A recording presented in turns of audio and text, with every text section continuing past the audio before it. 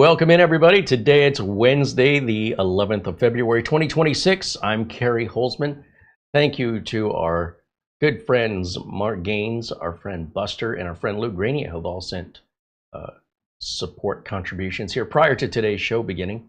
And if you joined us yesterday, you saw that we removed a very frustrating Thermaltake liquid cooler off of our retro 90s build here and replaced it with one SilverStone sent us that's really intended for a server, an air cooler that's really intended to go into a server. And my concerns with it were, one, it was quite expensive at $170, which is still cheaper than that Thermaltake cooler, which I was frustrated with. And unfortunately, the SilverStone cooler did not have any consideration for the RAM. There were no offsets on the cooler to make room for the RAM.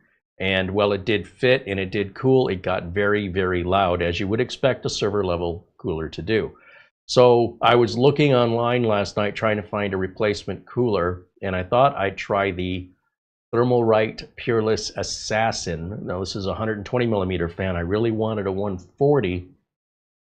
And the thing is, this is only a $38 cooler, and it shipped overnight. I got it already right here. Ordered it last night. Here it is. So will this be able to cool a 9950 X3D? And can it do it for just $38? That's what we're going to find out today. Hope everybody's doing well. Thank you so much for joining us. Last night, Mara and I got an early preview of Good Luck, Have Fun, Don't Die. It's a new movie with Sam Rockwell that came out that is, it wasn't like a special invite. It was just, it's supposed to be out this Friday, and they aired it around the country in theaters yesterday, and I don't think there were 24 people in the theater. They put it on the biggest screen they had with the best sound system, and I've been very disappointed in a lot of movies lately. Unoriginal ideas, poor production quality, and I went in with the best of hopes, and I will say, thumbs up. A lot of interesting ideas. The movie starts out with a bang, and it introduces a future that seems very, not far from today, very believable. And after about half hour, 45 minutes, things kind of get routine, I suppose you might say. There's enough humor in it, and I would say it's a combination of maybe Ready Player One, The Breakfast Club, in a weird way, and especially Everything Everywhere All at Once. If you like those kinds of movies, if those titles are like, hey, those were good movies, imagine all that put into a blender and spun together. That's what you get here. And good writing. It's one of those movies you got to pay attention, because everything they say, if you're not listening, you may not understand the relation to what happens later. And a little absurd towards the end, a little bit of absurdity, but at that point you're having fun, so it's okay. You just kind of go with it. And then the absurdity kind of makes sense at the end. So if you're into that kind of high concept sci-fi and you're tired of seeing the same old stories told over and over again, there are familiar traces of things from other movies here and there spattered in, but put together the way it was is very, very well done. And so, I mean, it may not be a movie I see more than once, but rarely do I see a movie more than once. Something like The Matrix or Star Wars or Back to the Future or Fifth Element are just a few of the movies I've seen more than once. They've got to be way, way up on the list. But overall, I'm glad I saw it in the theater and with such a great sound system. And all the actors did a great job. And I appreciate the story. I would also throw the movie Megan in there too. Maybe throw that in the blender. So if you liked Megan, if you liked Everything Everywhere All at Once, again, for some reason it just really reminded me, especially at the beginning of The Breakfast Club back in the 80s, just a modern twist on it. And then, what was the third one I named? Bottom line is, for me personally, I liked it. So whatever that's worth. We don't go to the movies very often, so it's just nothing worth seeing, quite honestly. There's a trailer for Minions Monsters, which I realize is a kid's film, but it looks like it might be theater worthy. That's out in the summer, I guess. But other than that, yeah, there's really nothing coming out we're interested in, at least as far as going to the theater. You know, I'd much prefer to just sit at home and watch it than deal with the theaters. The theaters have gotten a lot nicer with reserved seats that have automatic recliners, so it's not the old days where you're right up next to the person beside you, in front of you, and behind you, maybe kicking your chair. All that's kind of gone away because now the theaters here, they put in lounging chairs. And the lounging chairs, because they recline, the aisle in front of you has to be a good 4 feet long before the next back of the chair. Most people's feet would not reach from the back of the chair all the way to the chair in front of them. And even if you did put your feet up there, if that person sitting there reclines, and it's an electronic recliner, that whole seat's going to tilt back. So your feet are going to come down. And I don't really see anybody doing that. Plus, there's enough height difference between the levels that you don't see anybody's phones. And the volume level is so loud, you don't hear anybody talking. So, and I don't have to worry about getting to the theater early because my seats are reserved. I know exactly where I'm sitting, so I don't have to get there an hour early or anything. So overall, that part of the experience is still, it's better, it's improved than what it used to be. Now, if they could just make more movies that are worth seeing in that environment, that would be great. But otherwise, watch them at home. I don't think this experience would be as good at home. It would be good, but better in the theater just because you can see it on a big screen with a good sound system. Yeah. So there you go, movie review for the day. Welcome in, everybody. And let me grab my glasses here before we get started taking this cooler off. Say hello to everyone joining us. Hope you're having a great Wednesday. We're in the middle of the week. And see who's joining us today.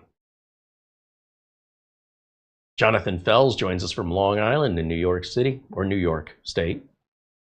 Get the Electric State. The Electric State, but that we didn't see the Electric State in theaters. No, that was a Netflix thing. Okay. I would have loved to have seen it in the theater, and yeah, we're one of the few people that liked it. Apparently, the masses don't like it. But if you look at the reviews for the movie we saw, the Good Luck, Have Fun, Don't Die, the reviews are overwhelmingly like 5 out of, no lower than 5 out of 10. I mean, that's the most critical. And it depends, I guess, how nerdy you are. The more nerdy you are, I think the more you're going to like it. Yeah.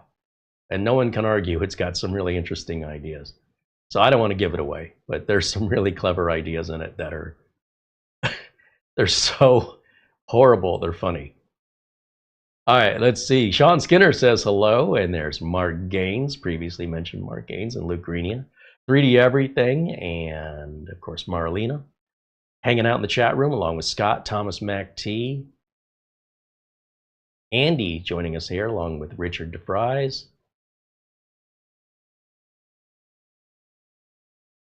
John Rogers says hello. There's Buster saying hello to everybody. He says it's 37 degrees Fahrenheit or 2.7 degrees Celsius in Edinburgh, Scotland right now.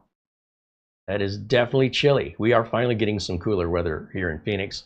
Maybe we'll be in the upper 70s, and a little bit later, a couple days, mid 70s, and maybe down in the low 70s. Let's hope that trend continues because we really haven't had much of a winter. We've had a very, very warm winter, and we're not done yet. So I hope there's more cooler weather ahead of us. Let's see. Ben Laird says hello from Scotland.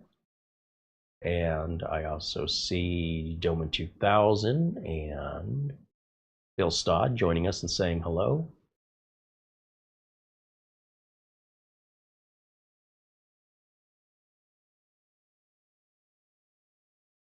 Frank Jimmy joins us and says hello, along with Dazzle555. There's Gary Bickle joining us in the chat. 1989 G-Money renews membership, now a member for 44 months. Right on. Thank you for renewing your membership. Robert McCord Magumi says hello. David Graham joining us as well.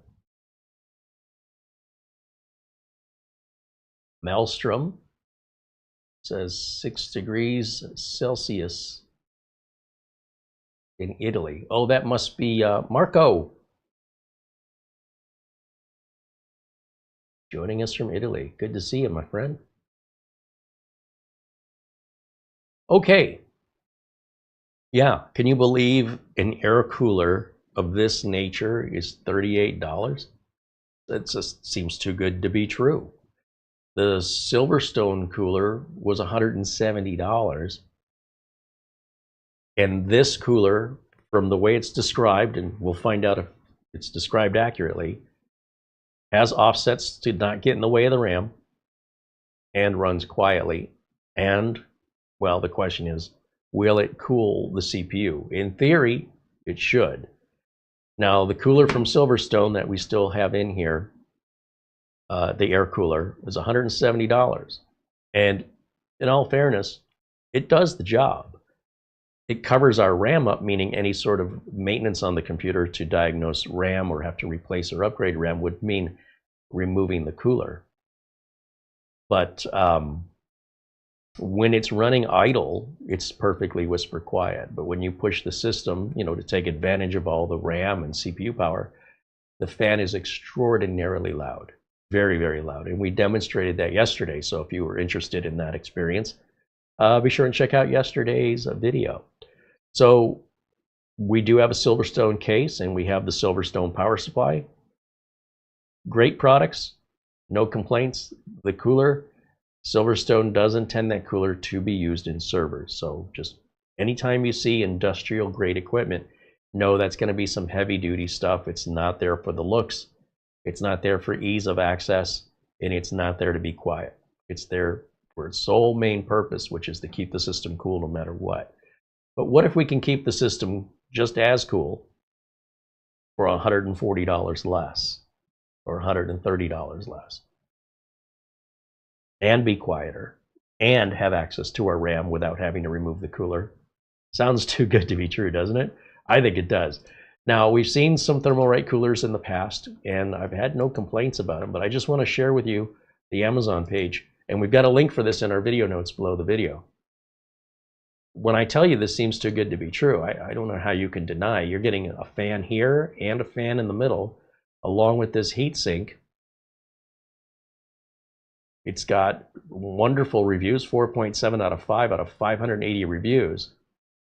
And if I were to mail this to any of you watching, if I were to take this to the post office or FedEx, it would cost me more than this to ship it.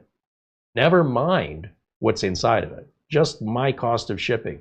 So the fact that Amazon, they're at such a scale that they basically have their own shipping, that in and of itself makes the cooler free. Let alone if this was 15 years ago, 20 years ago, and I wanted to ship this overnight, this would cost $145 for FedEx shipping overnight. Easily. Plus the cost of the unit itself. I got this overnight for free because I'm an Amazon Prime member, and that's what's enabling us to make a follow-up video so quickly. They do have RGB versions and white versions, and they're priced a little, maybe $1 differently. So I just went with the cheapest thing just to see. There's no case window on this case, so there's nothing visually we care about. I don't need the RGB, I don't need the extra cabling. I just want to be able to push that CPU to its maximum from time to time without having a jet engine start up, or at least sound like it's starting up. That's it. So, the question is, does that SilverStone cooling fan really adding that much more cooling when it's running that fast? There's probably a breaking point where anything faster than a certain RPM is just adding noise and isn't really making much difference in the cooling. But you have to start tweaking with fan curves and experimentation, and I want it to work out of the box with default settings. So that's why it's not going to work for us. I want to be able to maintain something over a long term without customization that I would have to keep notes of for any specific customer times hundreds of customers. It's too much to keep track of. I'm also a little put off by the price on that SilverStone cooler. But again, if I was putting it into a server that's, $12,000, $15,000, well, then $170 for a cooler, doesn't sound that bad. Let's take a look here in the chat once more. I'm dealing with a little bit of a runny nose here, so bear with me. David says he's got his Pringles at hand. No more Pringle craving attacks. Darn it, now I want some Pringles.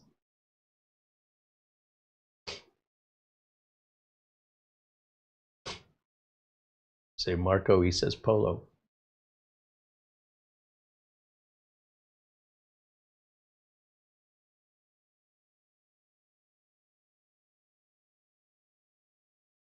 Bill Stott said it's been 2 weeks of below 10 degrees Fahrenheit overnight here in New York City.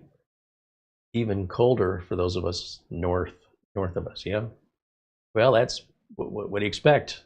That's normal. But I don't expect 80 degrees in February, not even in Phoenix. That is definitely not normal. It's unusual. But I do miss the cold. I don't know how quickly it would take me to get over that. I know that when it gets really, really hot outside or really, really cold, we're pretty much staying indoors regardless. So as long as you got heat or air conditioning, we're good. Today's a good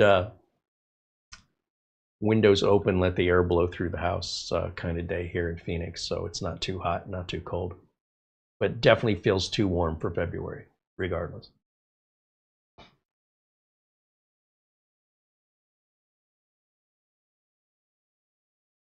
Lagrinia said there in Vermont, they're hitting negative 25 to negative 35 degrees Fahrenheit with wind chill.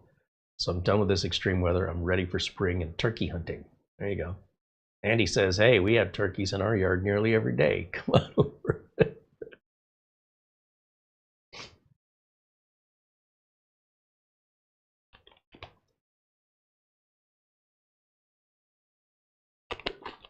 Well, let's get this SilverStone cooler out of here. We've already got our results. Again, not a terrible cooler, but also not the best use case scenario for what this cooler is designed to do. I think that's the gist of it. Sometimes, you know, I see, even myself, I'm guilty of it as well, using a part that probably isn't your best choice to solve a particular issue. And I would say the Thermalright cooler was definitely not our best choice on any of the builds I've used it on. This cooler, I think, would be a good choice in a server. And this cooler, we're about to find out, is the cheapest solution also the best solution with regards to noise, cooling, and having room for the RAM to, I mean, can you see the RAM in there? And this is the problem. If you ever need to work on this, this cooler has to come out. And that means this fan has to come out. So let's go ahead and remove it.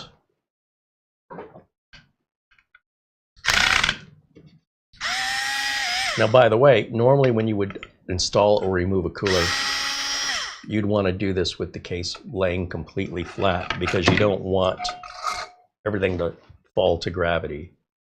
So let me go ahead and lay the case down. Sometimes I like to set things up so you can see it, but there's really not a whole lot for you to see. I just removed the fan, and quite honestly, now I can't see it. So I can't work on it if I'm showing you. And if I lay it flat, it's easier for me to work on, and you're still not seeing what I'm doing anyway, because the case frame will get in the way. We would have an overhead camera, but unfortunately the ceilings are too low for that. So maybe someday they'll come out with a camera that'll work for us. Never say never, but we'll see if this hobby dies before that camera comes out.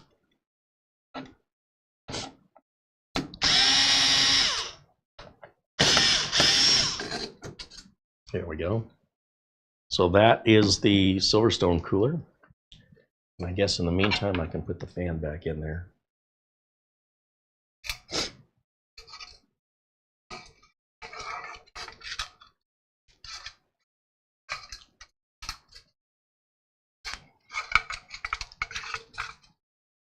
How did this go in? I think it just went in like that. Pretty sure. Make sure that the cable doesn't get pinched in there. There we go. I just put this back together so I don't misplace the screws or wonder where they went.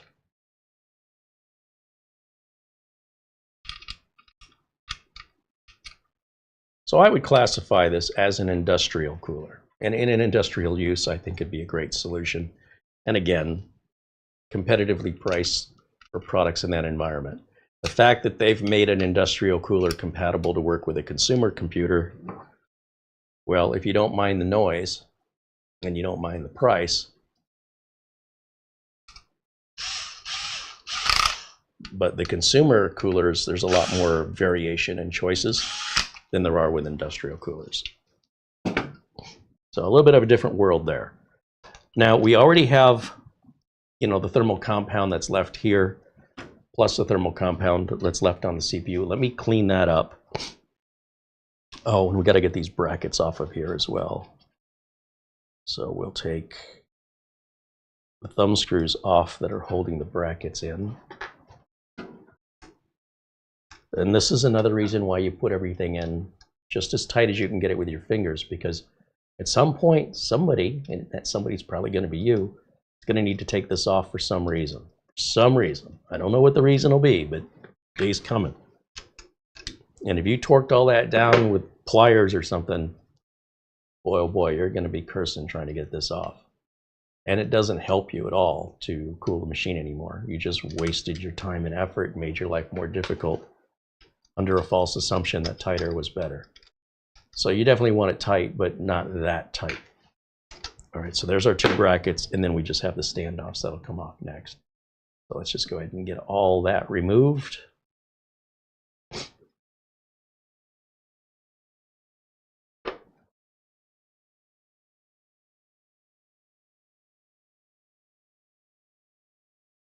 Bill Stott wants to know what I surmise that the close clearance of the fan to the fins on that cooler might have an effect of the noise level of the fan. No, that's just not the way my brain works. The way my brain works is fan smaller, fan louder, fan faster, fan louder. Pretty simple. I'm a king of simple. I try my best to not fall into the trap that so many technical people do. And I'm not saying this is you, but so many technical people online will fall into the trap of analyzing things that ultimately, in my experience, are completely negligible in the difference they make. If the cooler being a few millimeters closer or further away would make a significant difference in the audible sound, then there's something about physics that I don't understand, that goes against all of my experience. Generally speaking, the bigger the fan is, the slower it needs to turn to move just as much air as a smaller fan. And generally speaking, the slower the fan turns, the quieter it is. So what we want is a fan that won't spin up that fast. In most cases, the noise you're hearing from a fan is generated based on the RPM of the fan. Not all fans have a same RPM limit. Some fans are limited at 3,000 RPM. Some fans are limited at 6,000 RPM. Again, a 6,000 RPM fan of the same size will be twice as loud as a 3,000 RPM, generally speaking, just to throw ballpark out there. If a product you buy brand new doesn't meet your needs, it's not your job to re-engineer it. I would suggest returning it and buying a different cooler. If you want to design coolers and you want to do that for a living, then things of that nature may be important in the design. But once it's already designed, it really doesn't matter why it doesn't meet your needs. Like, that's irrelevant. If it doesn't meet your needs, the return of that product should be inevitable, in my opinion. In my line of work, I wouldn't buy something and then put time and labor into adjusting it to fit right. Not in this field. There's just too much money lost at that. And sometimes a lack of customer confidence that you didn't get it right the first time, or in the future, if it comes back to bite you because it's a custom setting in the BIOS and the system BIOS gets reset from a dead battery or power outage or a BIOS update, and now you're right back to square one again. You got to go find your notes, if you made notes, to figure out what you did, or you're going to start all over again to figure out what you need to do to quiet it down. I just want to buy a fan. I just want to plug it in, and I just want it to keep the system cool, not block my RAM, not be overly expensive, not be impossible to get because they're all sold out and inventories are low, and not be loud. So those are my particular values, right? I'm not implying that those should be everybody's values. I've never said that.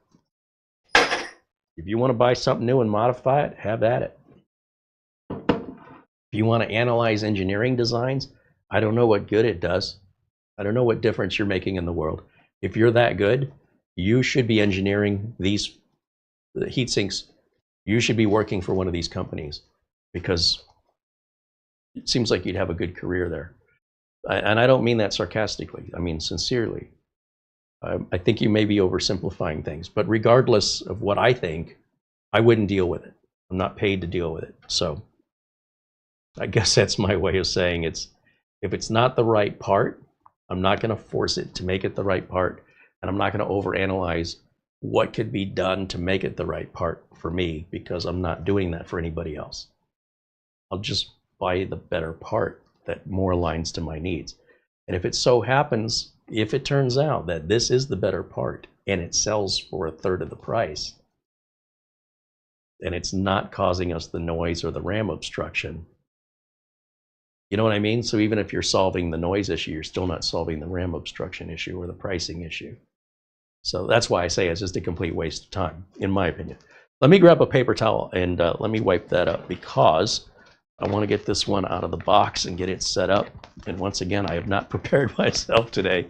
So let me go grab a paper towel here, and we'll get this cleaned up. Now, I'm very skeptical that this is going to work. I'll be honest.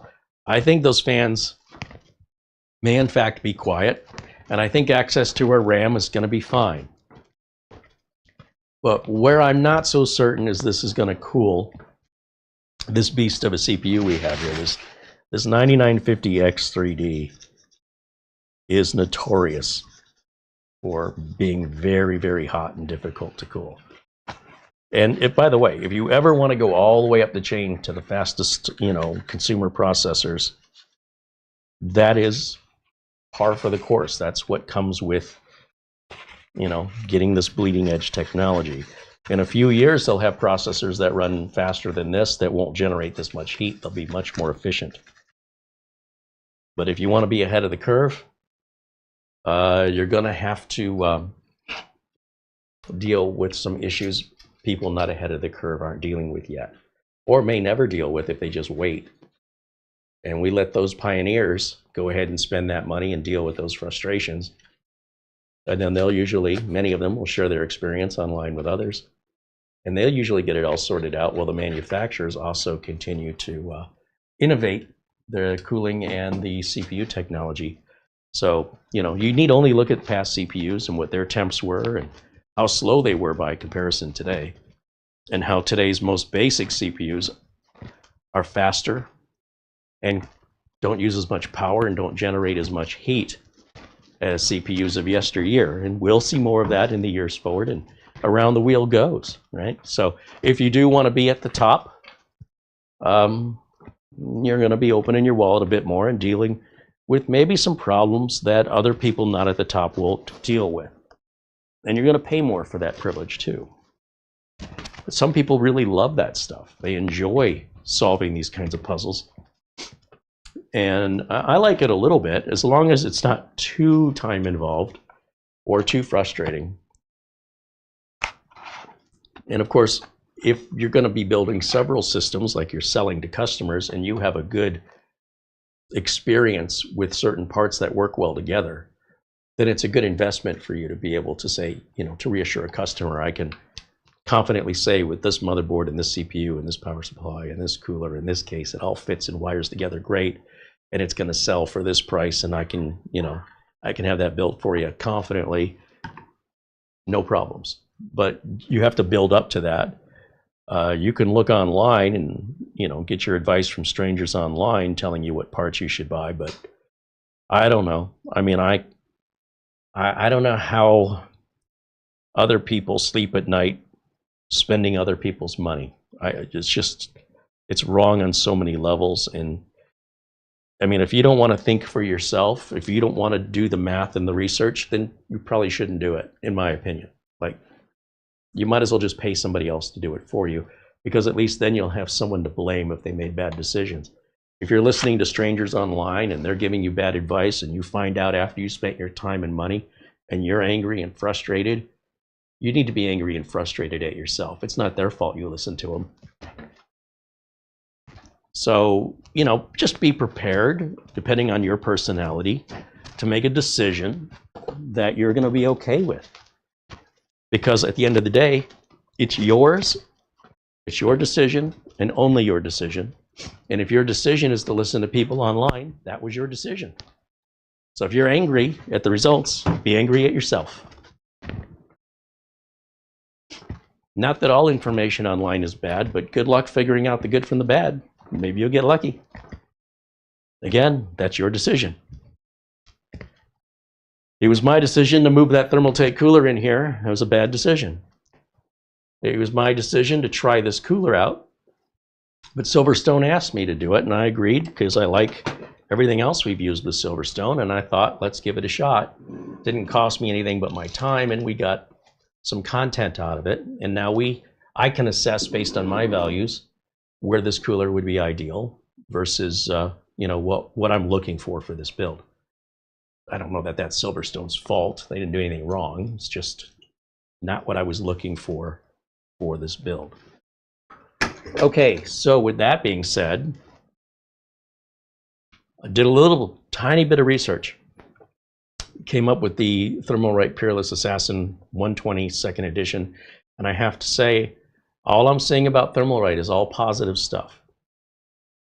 And before Thermalright, these coolers were twice as much money. So Thermalright is setting the bar that's making it, making other cooler manufacturers reevaluate their pricing strategies and their cooler designs for that matter. So Andy says the thermal junction max on this chip is 95 degrees Celsius. We'll see if we hit that today. Could get interesting.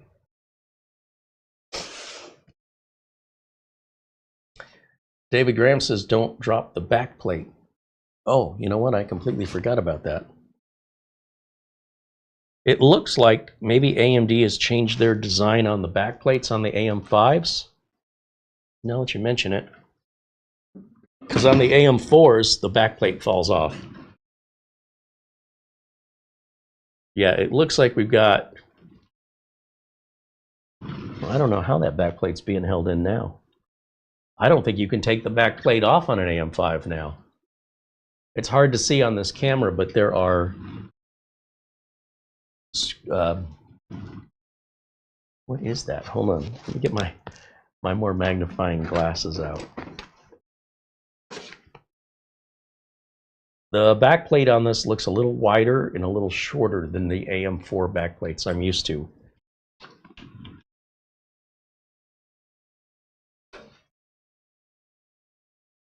I don't know how that's being held in. I mean, there's something there. It's not a screw, or is it?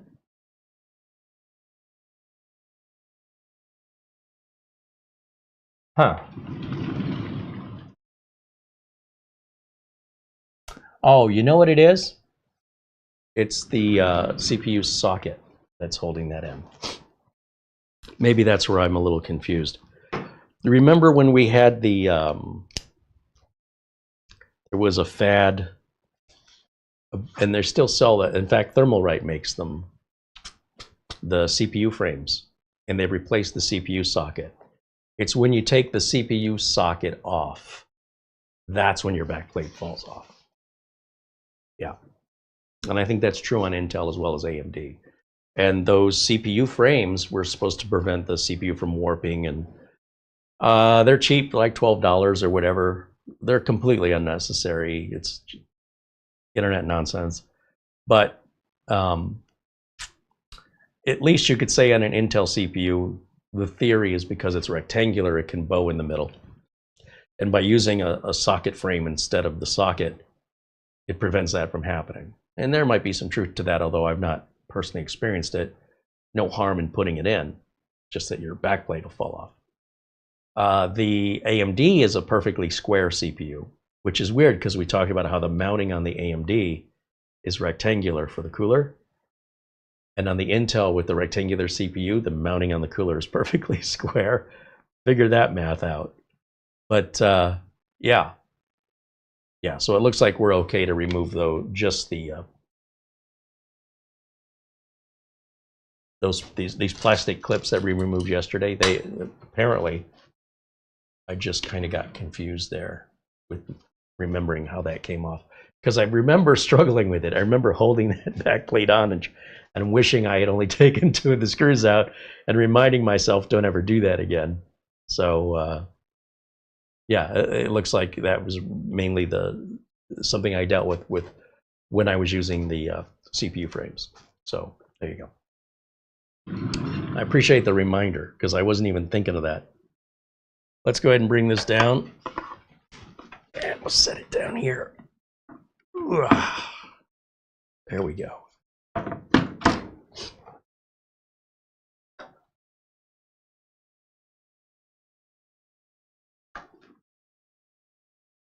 Legranius said, with the Ryzen 5 7600 I have in Project Zero, I've used 2 different all-in-one coolers. Best I've gotten is a low of 42 Celsius, but it never goes over 65 under gaming load. Well, and a Ryzen 5 is very different in its heat profile than a Ryzen 9, as is a Ryzen 7000 series versus a Ryzen 9000 series. So the bigger the Ryzen, like a Ryzen 5 to a Ryzen 9, and a Ryzen 7000 versus a Ryzen 9000, as those numbers get larger, so do the heat profiles. They get more extreme. Dazzle555 said this Peerless air cooler is on the compatibility list for this CPU. Whatever that means, right? I mean, you can put stuff in data all day long. I'm just very skeptical of the source of the data. Don't ask a barber if you need a haircut. If the compatibility list you're looking at came from Thermalright and their job is to sell coolers, I would take it with a grain of salt. That's why at the end of the day, what really matters is a trusted resource or a personal experience.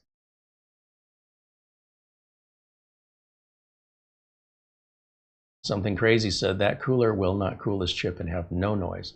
Oh no, I'm not expecting it to have no noise. That would be unrealistic. I'm expecting it to not be as loud as the previous cooler was. But yeah, I definitely want to be able to hear it. I want to know when it's cranking up. I like that personally. But I don't want it to be so loud that I have to yell for you to hear me, or for it to be a distraction. Scott Messerschmidt joins us and says hello. Ray says hello.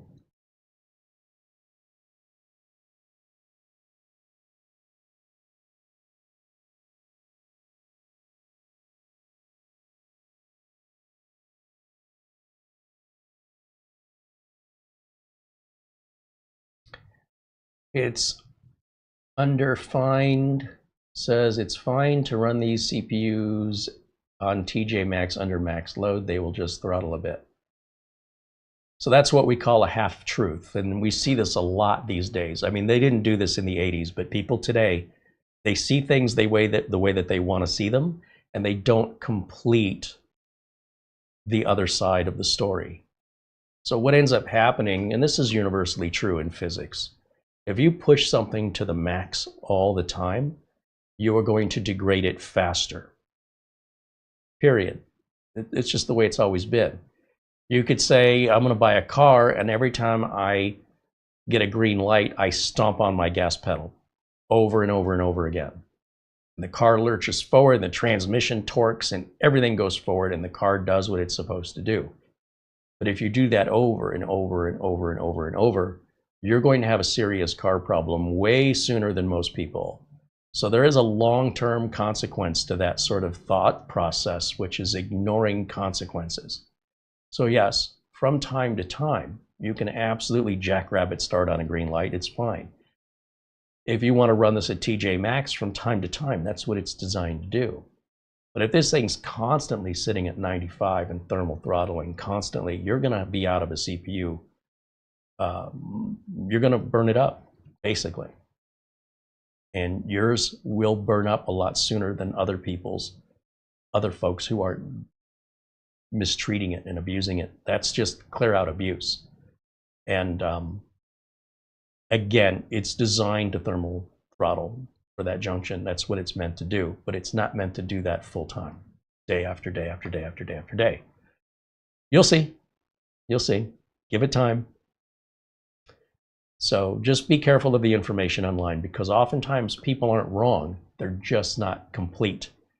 So will it run fine at thermal junction? Yes.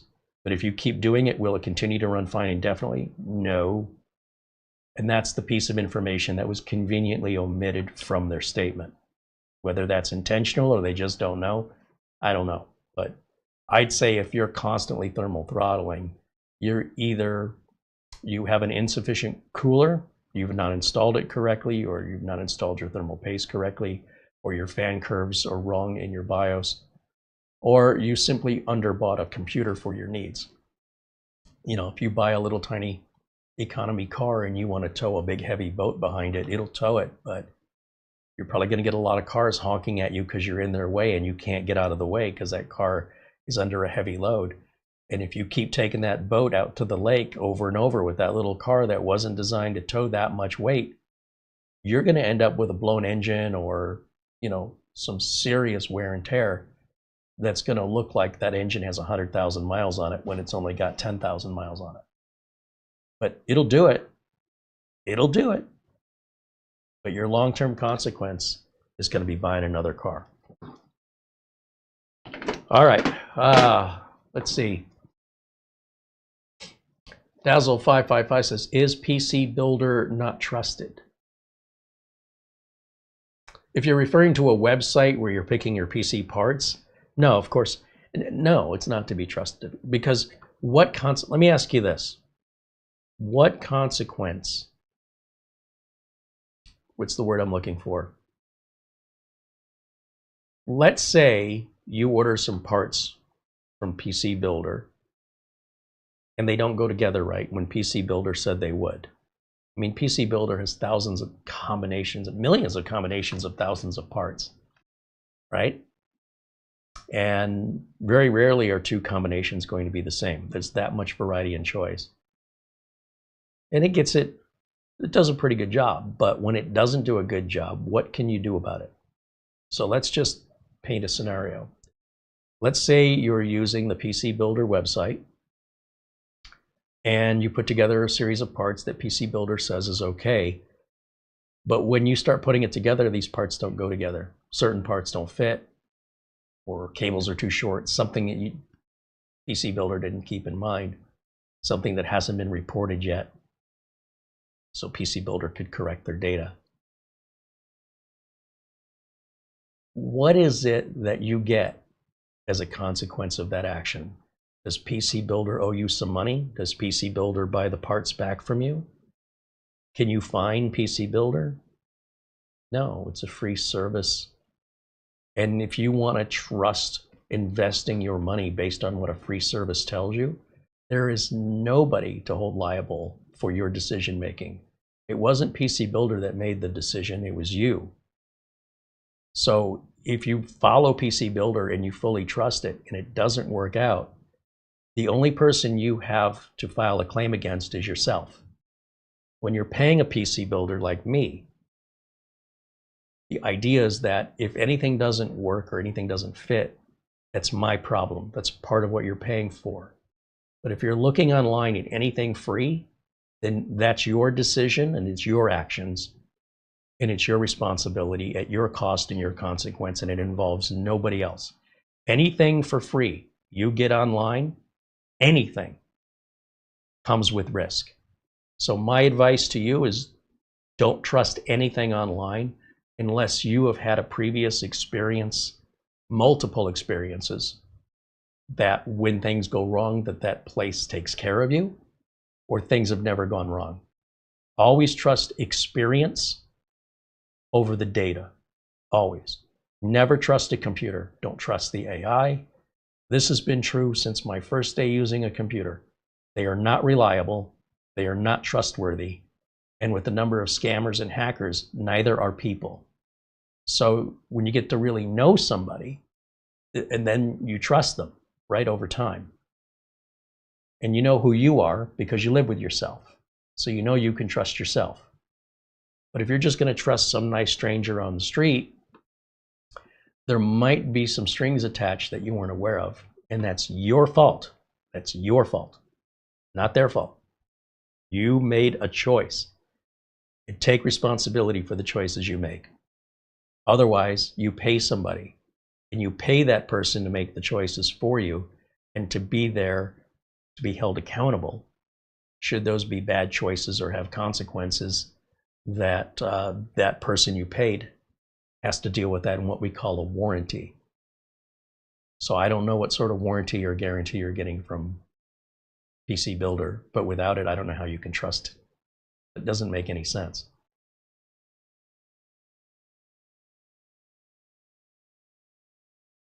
Martin says, well, if it's throttling, you're not getting the performance you paid for. But one could take the opposite side of that, Martin, and say if it's not throttling, you're not getting the performance you paid for. For example, if you're only running your processor like this 99X3D, and this is just a philosophy discussion, you're choosing to see a glass half empty versus I'm seeing it half full. If you have a 9950X3D and all you're doing is browsing, the web and watching YouTube videos and, this thing's idling, you didn't get what you paid for, not the full performance. You're just not using it that way.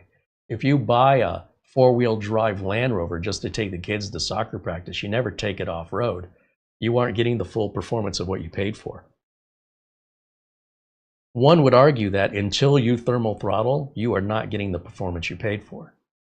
But just because you paid for certain performance doesn't mean you're supposed to be getting that performance 24/7. I mean, there's a turbo on my car, but I don't want that turbo running 24/7. I'm going to blow my engine up and have to replace the turbo and probably the entire engine.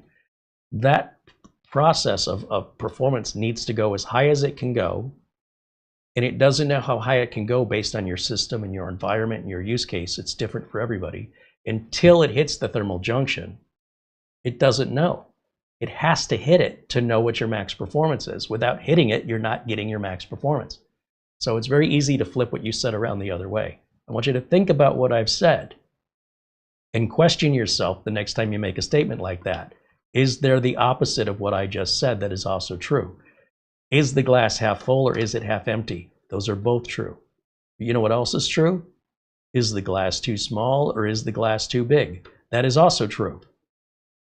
So there can be many truths to life depending on how you personally perceive it.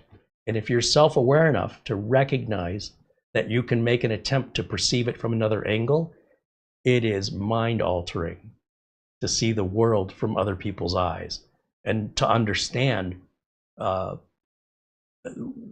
people are coming to conclusions that are right for them that make no sense to you. Because I can assure you, from their eyes, in their mind, it makes total sense.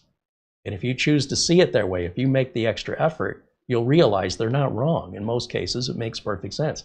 But if you refuse, if it's like, this is the only way I'm going to look at this, I'm never going to turn my head and look at it from another angle, then you limit yourself based on what you want to see instead of what really is there. So what aren't you seeing that's right in front of you? And the glass half full, glass half empty, glass too big, glass too small is a perfect example of that. What did you see? I hope you saw all four. Maybe there's some other perspectives I haven't considered yet. Neil deGrasse Tyson will say, if you're filling the glass up and you're halfway to filling it, that would be half full, not half empty. If you're drinking the fluid out of the glass and you set the glass down as you're consuming it, then you'd set it down half empty. That's an interesting and valid perspective as well. So it's kind of a fun game to play because the world is not digital. It's not zeros and ones. There's a lot of gray area, and a lot of the grays we choose to see. But we could also choose to see multiple variations of shades of gray if we choose to. But we have to be aware they're there to know to look for them.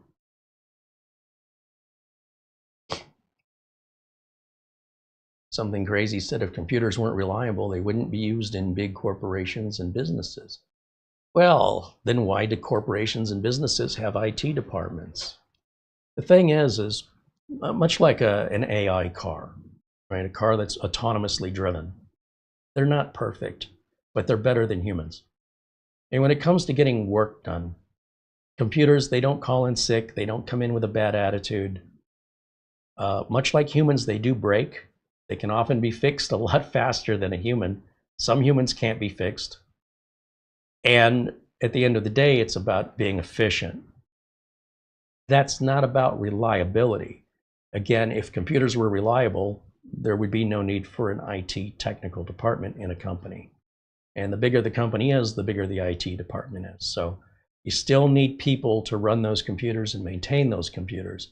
But the work that the computers are doing, they're doing it much more rapidly. They don't need a break. They can work 24/7. And that increases efficiency and productivity, but not reliability. No.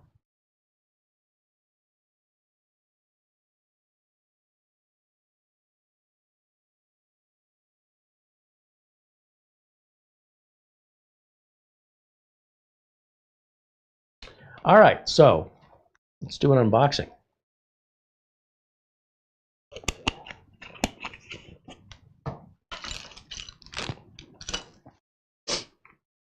Let me get this out of the way, and maybe we'll go over here to camera 2.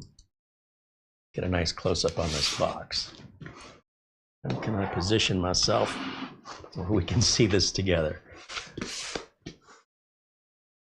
This is the Thermalright Peerless Assassin 120 SE version 2. This is how Amazon shipped it to me. They just slapped an address label on it, no outer box, and no tape. So I hope everything's in here because there was no tape sealing this box. So starting out of the gate, we've got a piece of cardboard up here. Take that off. And inside, we've got some documentation. Oh, this cooler is nowhere near as big as it looked on the pictures. Geez, I thought this thing was going to be much, much wider. I was worried it wasn't going to fit on the mini ITX board we've got, but now that I see it in person, that's very reasonable. And then also in the box, what remains are the 2 fans.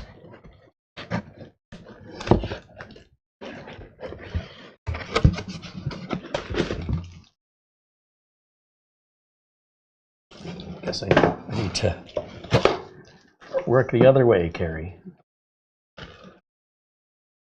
These are 2 120mm fans.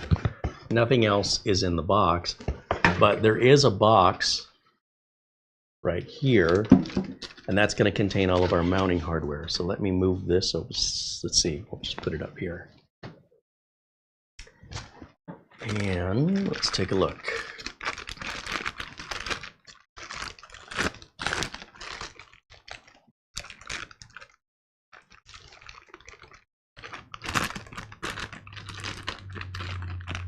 This has to have an opening, doesn't it? Is it completely sealed? Well, I guess it doesn't matter either way.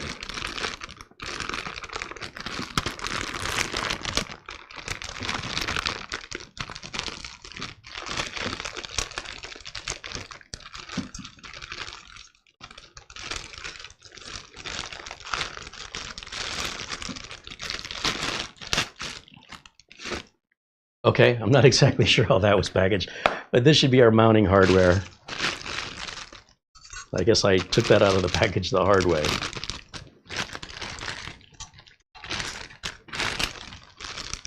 There is no pre-applied thermal compound, but we do have this film that you want to remove just prior to installing. It's there to keep this area free of any dust or fingerprints so that your thermal transfer is as efficient as possible with a mirror clean surface. So leave that on, but don't forget to remove that red tag and pull it, or your Thermaltake cooler is probably not, did I say Thermaltake? Your Thermalright cooler isn't going to perform very well if you forget to take that film off.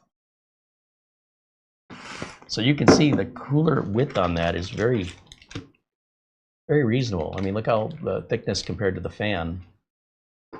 And again, I'm a bit relieved with regards to, is it going to fit? That seems like it'll fit fine.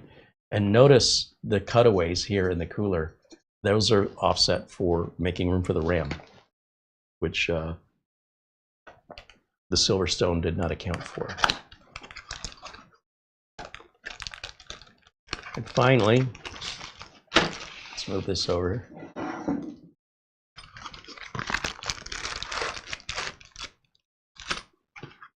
That's all there's in the box.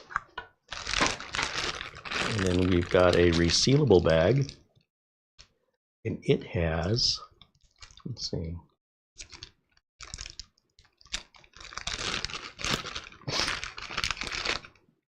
fan splitter. I was worried if it had a fan splitter because it has 2 fans, and this motherboard only has 2 fan headers. One is intended for a water pump, and we can adjust that in the BIOS. But if we make that adjustment and the BIOS gets reset, you might get a support call. Why is the fan so loud? Because it'll default back to an all-in-one pump header, which will be full speed all the time. We've got some mounting brackets and thermal compound. We've got a back plate for Intel that we're not going to use on this build. We've got our fan buckles that hold the fans on to the heatsink. And we've got a combination of different size spacers, black ones, blue ones, and red ones, depending on which CPU you have. The bags do have little labels on them, and it'll be clarified in the directions. So you're only going to use one of these 3 bags, I believe. And that's it. That should be everything we need. So in this bag that is not resealable,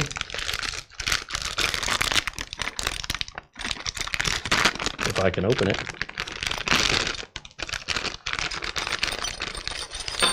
we've got these straight brackets that are typically used for Intel chipsets. All right, you see these straight ones versus these curved ones.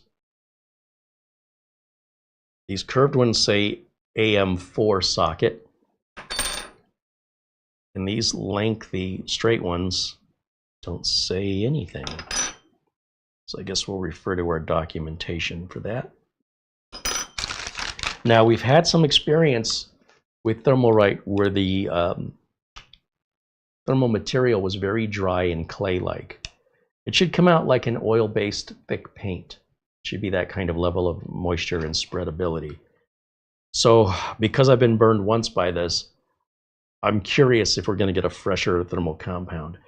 You know, it may have been we just got old inventory that was on the shelf a long time. But part of me doesn't even want to go experiment with it. Just use a thermal compound. I know that's good. But we'll give it a chance. We'll try it and give it a second chance. When it comes to the documentation, it's pretty simple documentation here.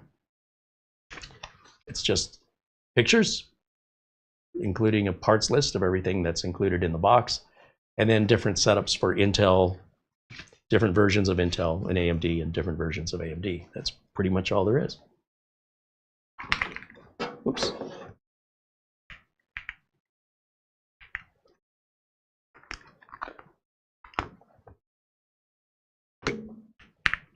Here we go. So I know for a fact, at the very least, I don't need this. That's definitely an Intel bracket because it's square. I don't need this box. We'll get that out of the way. I'm sure that won't come back for me to trip over later. We will use these fan buckles to get the fans attached there towards the end of installation. And we can go ahead and get these out of their bags right now. They're both the same. It doesn't matter which one you place where. And whether or not you want to plug each fan individually into a fan header or use the included splitter is entirely up to you. It's 6 of one, half dozen of the other.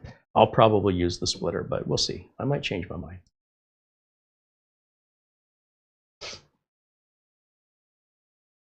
Thomas Maxey says to make it a fair comparison, just use one fan to start with, and then add the second one to see if it helps much. I would do the opposite, Thomas. I would build it the way the manufacturer's instructions say to build it. And then I would take the second fan off just to see how much difference it makes, because in my experience, that second fan doesn't make more than a 3 degrees Celsius difference at max. So if it performs any differently than my previous experience, oh, well, we'll have a new experience. But my intention is to give it, you know, especially when we're working with unknown parts, if it's not going to work well with 2 fans, there's no sense taking off a fan to see if it'll work better, right? I need to make sure when we install this that we install it correctly to identify how loud will it get and will it keep the CPU cool under an extreme load. If it does that and succeeds, then the next step would be to take a fan off. But don't let me forget, if we get that far.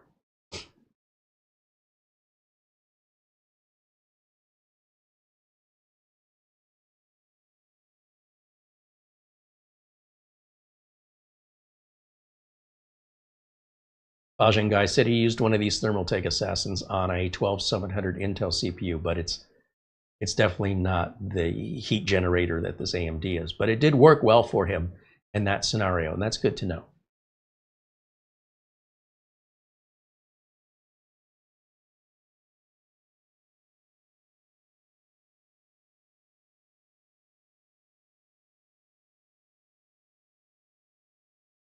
Tim Francis joins us and says hello, and David Graham said he'd use the splitter. Well, that's the beauty of it, right? That's the beauty of it. You'd have a Pepsi, I'd have a Coke, whatever. It's all good, man. Whatever floats your boat for whatever reasons you have. And I might use it, I might not use it. I haven't made up my mind yet. Thomas says Carey has a lot of fans. Ah, I see what you did there. That's fantastic. That one hurt me a little bit. Felt it right there. All right, so let's see. What do we do first? Well, we're obviously going to have to we're going to start with this bag because we're going to have to get something started here. And I'm not sure how this is going to work. So these brackets have to go on something.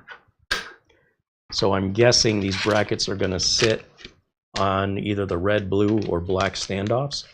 And then the screws that are in the same bag with the standoff will go down through the bracket and into that back plate behind the CPU. And the different colors mean they're different heights. So, I mean, the bag does have some stamped words on it that are hard to read. So I think we'll just read the documentation. And I say read the documentation loosely. It's looking at the pretty pictures. So the first thing it says right here after the parts inventory here, it says this is your AMD AM4 or AM5 installation process. And then the next little square is for Intel socket 115X or 1200. And then the next little square is Intel 1700 or 1851. And then the next little square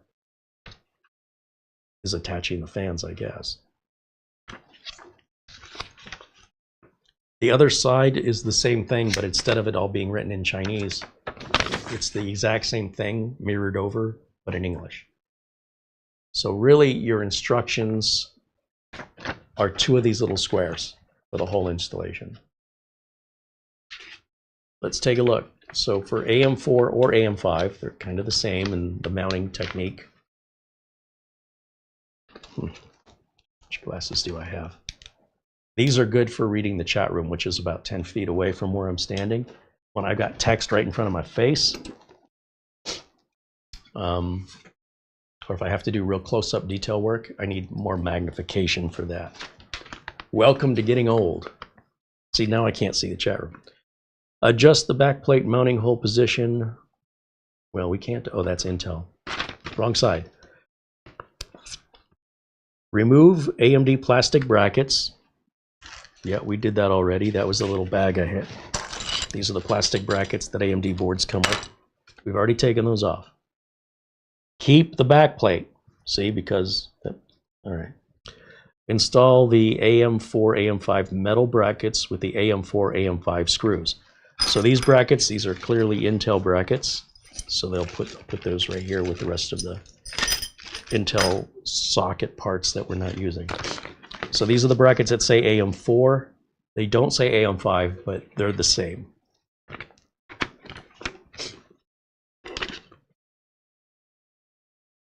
It's, let's see. Using the AM4, AM5 screws and the AM4, AM5 plastic standoffs. But they're not specifying which ones those are in the directions by color.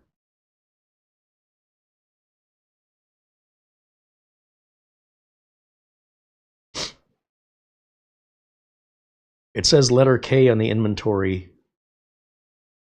It'll say on the top of the standoff, engraved in the top of the spacer rather.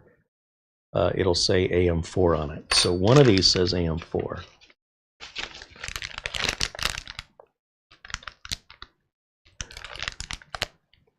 These blue ones say 1700.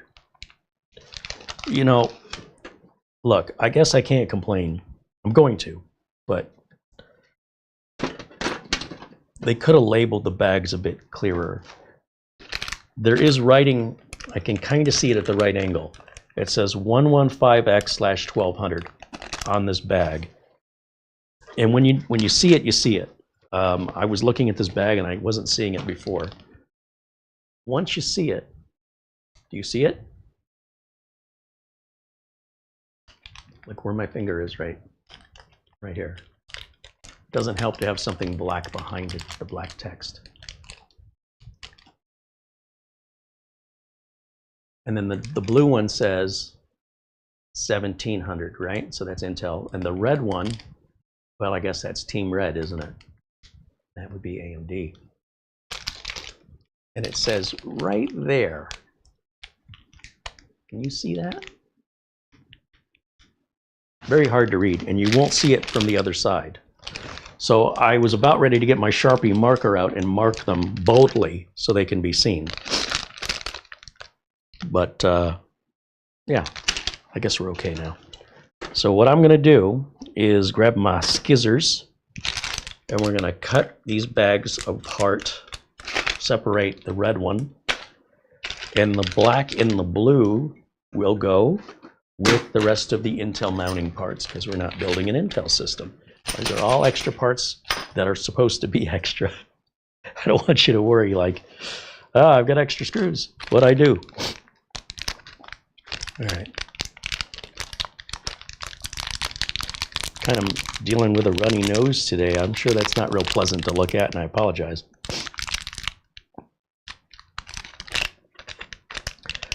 Let's see. Oh, the bag is split. Good thing I didn't lose anything. Got 4 spacers and 4 screws. Perfect. Should be 4 spacers and 4 screws in each bag.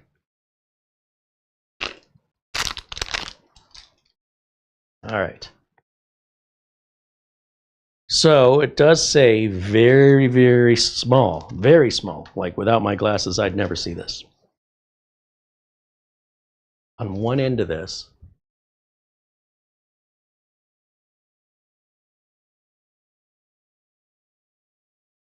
right there, the very top, you might see it says AM4 engraved in the top. It is not engraved in the back. Nothing on the back. I mean, I'm assuming that's the top. I don't know, how can you tell the bottom from the top? I don't know. The directions aren't real clear on that either. Sometimes these don't sit right on the posts that stick up from the back plate, because one hole on one side will be wider and the hole on the other side will be narrower. And this seems about the same either way. So maybe it doesn't matter. Don't know. So all we're going to do is rest these on top. And yeah, it is not clear to me that the words or the letter AM4 would face up or down, but I'm going to put them all in all the same with the wording facing up. So I'll either get them all wrong or I'll get them all right. But I am paying attention to that just in case it matters. And then these brackets, typically the way that this curves like a parenthesis usually goes around the CPU. Let's see in the picture. Now on AMDs, they face the opposite way that I want to put it on, which is for the curve away from the CPU. So I'm just going to lay that right on top of those spacers, just like this. And then we'll use one of these 4 screws, place that down in the hole in the bracket through the spacer. And now I'm just going to lightly turn it with my hand, just because nothing's holding this in. We've got kind of a little circus thing going on here with this mounting technique where we've got to balance the spacer and the bracket and then put the screw in without knocking anything out of position.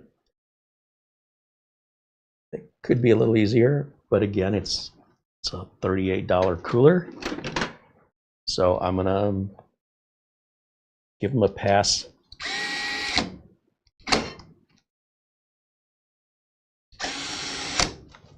All right, so one bracket is in, and let's do the opposite bracket. Again, facing the opposite way. We want that thread sticking up because that's what our cooler is going to secure to. And again, I'm starting these by hand because I don't want, it's so easy, whoops, yeah, for this to lose position. There's nothing to sort of hold it for you or to reassure you that you've lined it up correctly. It just kind of sits loosely, and it's the screw that holds together and secures the bracket to the standoff to the backplate. Otherwise, without that one screw, there's just nothing for like any recess holes for it to rest in or to give you any reassurance you've got it on the right direction. So bear that in mind.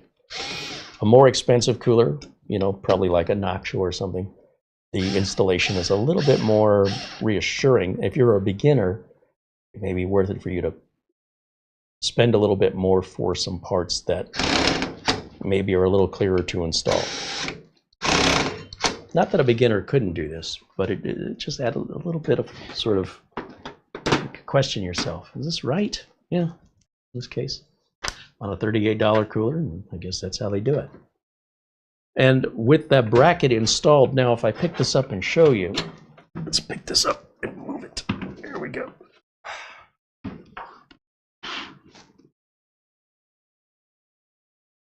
Those are our new brackets. And then the cooler itself, some of you might be asking, couldn't you just keep the brackets that were on it and switch the cooler out? Maybe, maybe not. The threads that are coming off the brackets may be different threads.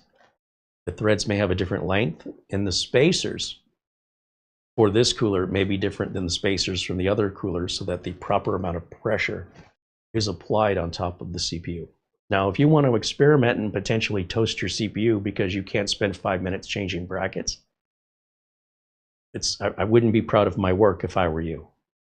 I'm never really proud of anybody that wants to take shortcuts really not knowing what the outcome could be. So I would say, why roll the dice? Use the parts that came with your cooler and don't interchange parts from a different cooler. Even though it's sitting on the same CPU socket, it may not be sitting the same distance. Use the same screw thread type, or in worst case scenarios, allow for the CPU to sit, or the heatsink for the CPU to sit tight enough or too tight to the CPU. And these are the kinds of problems you invite when you decide to be lazy and take the easy way out. It's also possible you get away with it. It could possibly work just fine, depending on which cooler parts you're going from and which ones you're going to. But it'd be very difficult for me to justify that. I mean, unless you bought a used cooler and you don't have the mounting kit for it, again, that's just more bad decision making. I'm not going to sit here as a professional and condone that sort of childish behavior. If you want to do that, you know, knock yourself out, but it's profoundly irresponsible. And when you're not held accountable to other people, you're free to do what you want. You're the only one that's paying for it. And when it's all said and done, I'm afraid that you're gambling, and you're probably going to spend more time and more money and potentially have to replace your CPU when you realize why you shouldn't do that. But I could be wrong. You could totally get away with it and say it's fine. It just depends on the combination of parts. But what I can tell you is it'll be fine 100% of the time, no questions asked, if you just use the parts that came with that cooler and don't mix them with any other parts. It's a pretty simple process, right? So to each their own. So with the brackets installed, my next trick, we're going to put the cooler on, and that's just these two screws, same as the other cooler, onto those brackets, and we're going to have to add our thermal compound at this point. First thing I want to do though is just check if there's a right way or a wrong way to install the cooler. Because with AMD, as I mentioned before, you can only put the cooler in this way or 180 degrees this way. Some coolers are offset on one side and not on the other. Others are reversible. Others may have words on top that you want facing a certain direction. This one looks like the words on top face opposite of each other, so it looks like it's 100% reversible. But let me just verify that by placing it right over the CPU, seeing what it's going to look like when I put it in, and see if we're going to have any clearance issues. It looks like we've got room for a fan to go on this side and a fan to go in the middle, but there's no room to put a fan on this side because we already have a case fan here. So that's 3 fans right in a row, and we want to make sure they're all blowing air the same direction out towards the back of the case. And sometimes that's a factor to consider in regards to the orientation. Now, if we were putting this into an Intel socketed motherboard, then this could go on any of 4 directions potentially, except the brackets, depending on which way the brackets go on, the brackets will limit us because you're not getting 4 brackets, you're only getting 2. So again, in that mounting design, you would only be able to place this one of 2 ways on an Intel socket as well, even though the socket itself wouldn't care if you put the brackets on. And an Intel CPU is rectangular, right? So you can't put the brackets on the shorter end or the longer end. They're only going to fit one way or the other. And that means that on a heatsink mounting kit designed that way, regardless of the CPU, this only will fit one of 2 ways on an Intel as well. Okay, so with that, let's see if our thermal compound is fresh or if I'm going to be making a regretful mess that I'll have to clean up. Let me get my good glasses on so I can see the detail of what's coming out of this.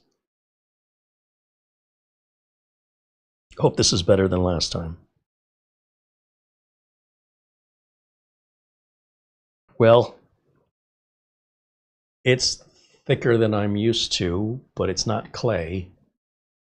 What I like to do is I like to finger paint the thermal grease to ensure 100% of the heat spreader being covered equally across the entire heat spreader. So I'm going to grab a nitrile glove. These are powder-free and non-sterile because we're not using them to work on people. We're not in an operating room. We don't want to use vinyl or rubber. It's not good on electronics. It promotes static. Let's go ahead and put these on. Just need the one. Dr. Carey, we'll see you now. And let's do a little Bob Ross finger painting here. Yeah, that is awfully thick. Thick thermal compound. Wow. It is close to being clay. It makes me a little unsettled, to be honest, but it is spreading. When it's too thick, it'll all come off on the glove. You'll start to press on it, like finger paint with it, and the paint won't stick to the, in this case, the internal heat spreader. It'll stick to the glove, but it won't stick to the spreader. That's when you say, okay, this thermal paste is no good. Throw it away. This is on the verge. I mean, I'm right on the fence with it. It's sort of 3/4 bad, in my opinion.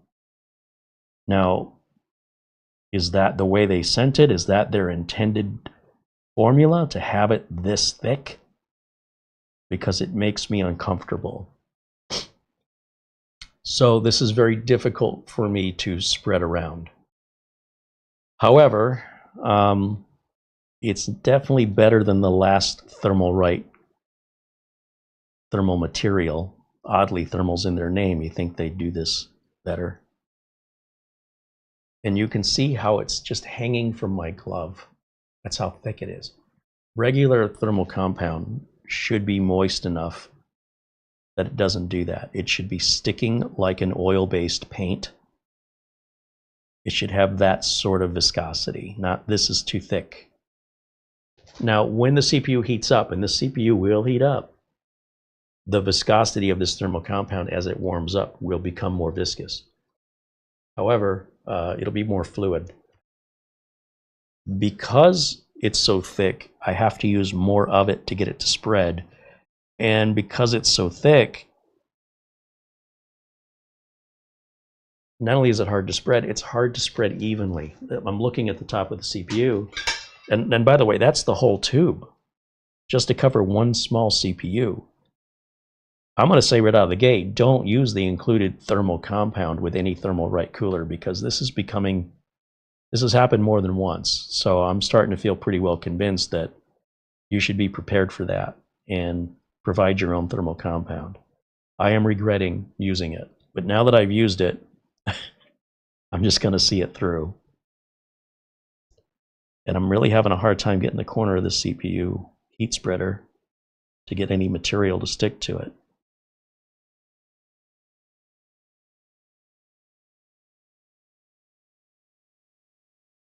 All I want is 100% coverage, equal coverage across the entire surface of the CPU, everywhere. And this is making the job much, much harder because of how thick it is. But it looks like we're going to be able to get there.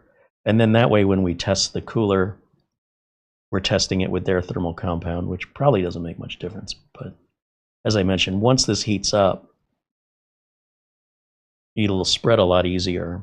And it's not an airtight system, so it will move around. It'll sort of, as it heats up, fill in all these little gaps and stuff on its own.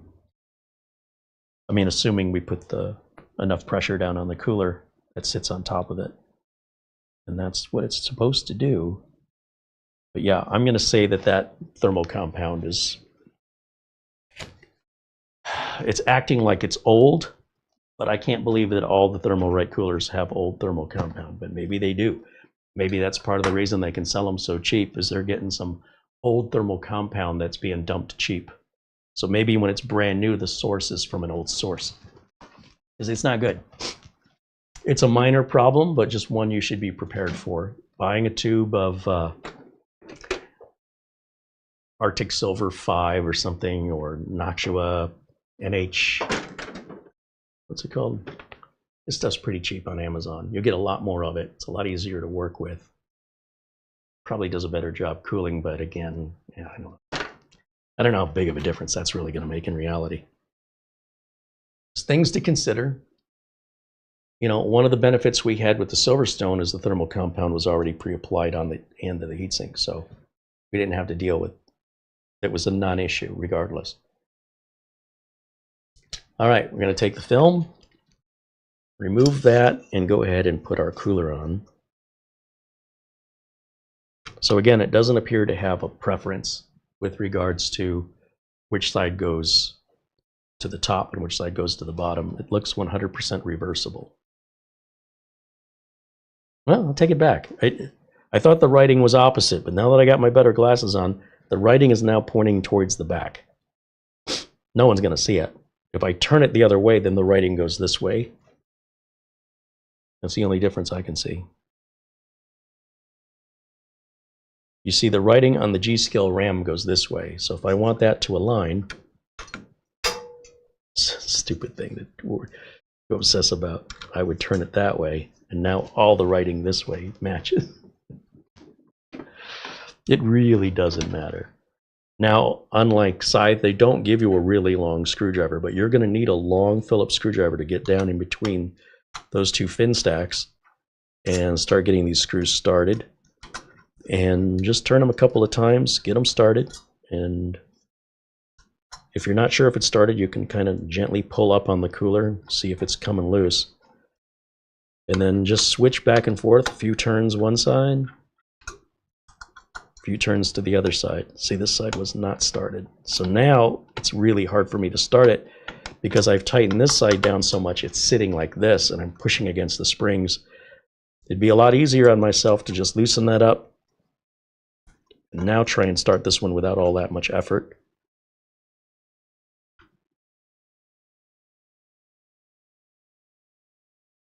There, that time I felt it bite down. Now we'll come back over and just start switching between the two of them so we get a nice flat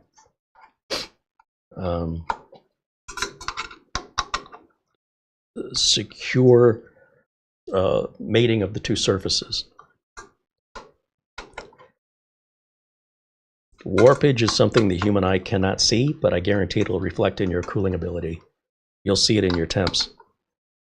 Some people say, well, the cooler's not good enough, when in fact you tightened down one side before you tightened down another and you warped it.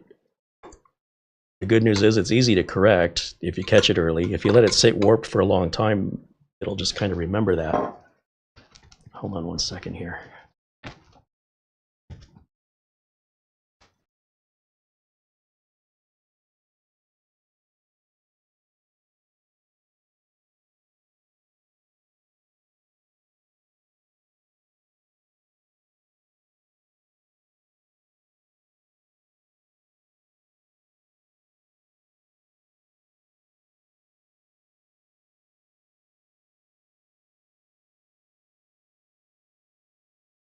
Yeah, nothing like having a runny nose during a live stream, huh?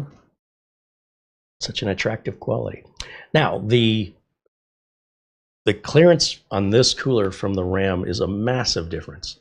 I can get both RAM modules out. I have full access to them. And the height, if this RAM was another inch taller, it would still fit over it or beside it without any sort of obstruction. So we have a much more thought out, better thought out design, at least for a home computer.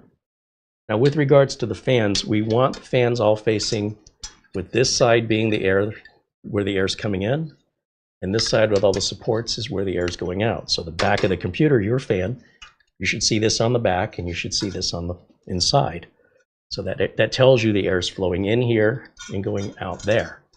So we want to make sure these fans all face the same way, so all the air is going in, and together the fans are working as a team instead of fighting and battling against each other, creating a little whirlpool inside your system where it's not getting cool.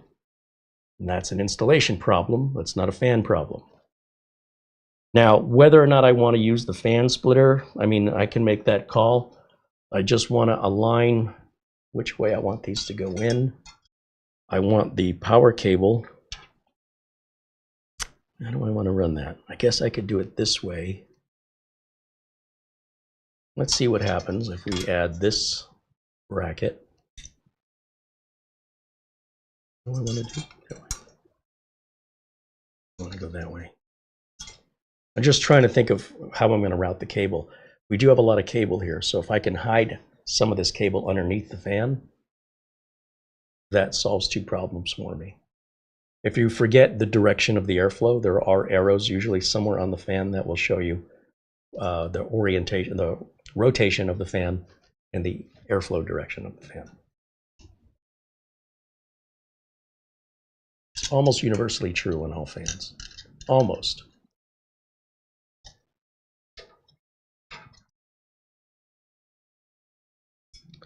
All right, so if that buckle goes there, this buckle,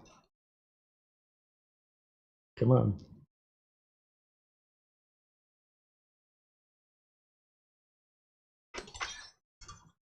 This one will go here.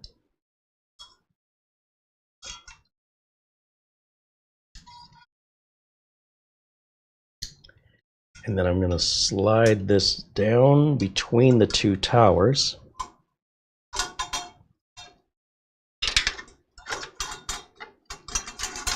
Until it hits the bottom. And I'll raise it up just a tiny little bit and pull back on the buckle until it slots into the side of the heatsink. And make sure you get the top and the bottom of the buckle. because I missed the bottom on both of these. There we go. And so we've got our middle fan installed. And then we'll grab our fan that's going to go over the RAM. And what's great is you can adjust this fan up and down. So if you do have taller RAM, you just raise the fan up, whatever you need to do. So again, it is a very long cable, so I think I'm going to put it in exactly the same way. So we'll put a buckle here. Am I doing this right? Yeah. Airflow is going to go out that way. And the other buckle will go here.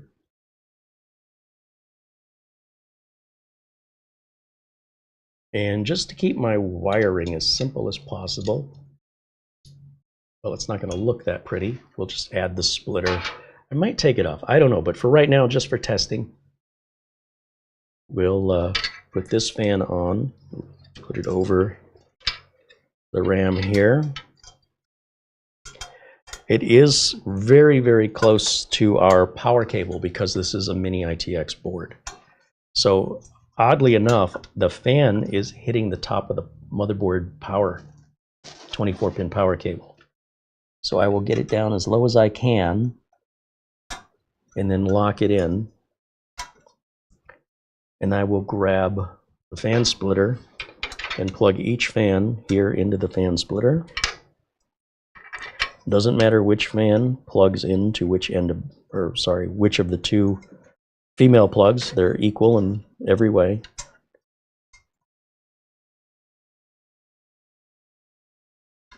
And then we'll plug the other end of the splitter into the CPU header on the motherboard, and then we'll turn this on and see how it performs. Will it keep our CPU cool? Will it be noisy?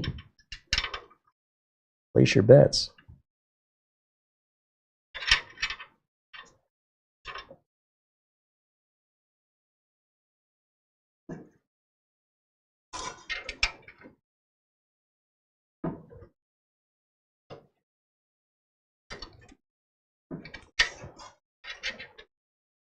A little tight working in there.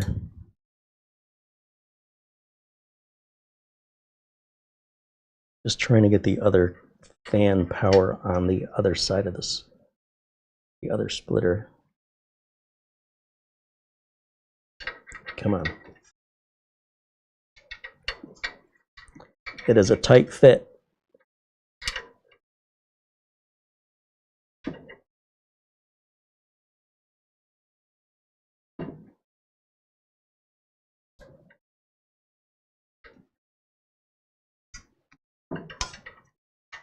Okay, now the splitter can be plugged into the CPU fan header. And the heatsink slightly goes over the CPU fan header. So it might have been easier if I would attach the splitter to the board first, but it doesn't look like it's that difficult.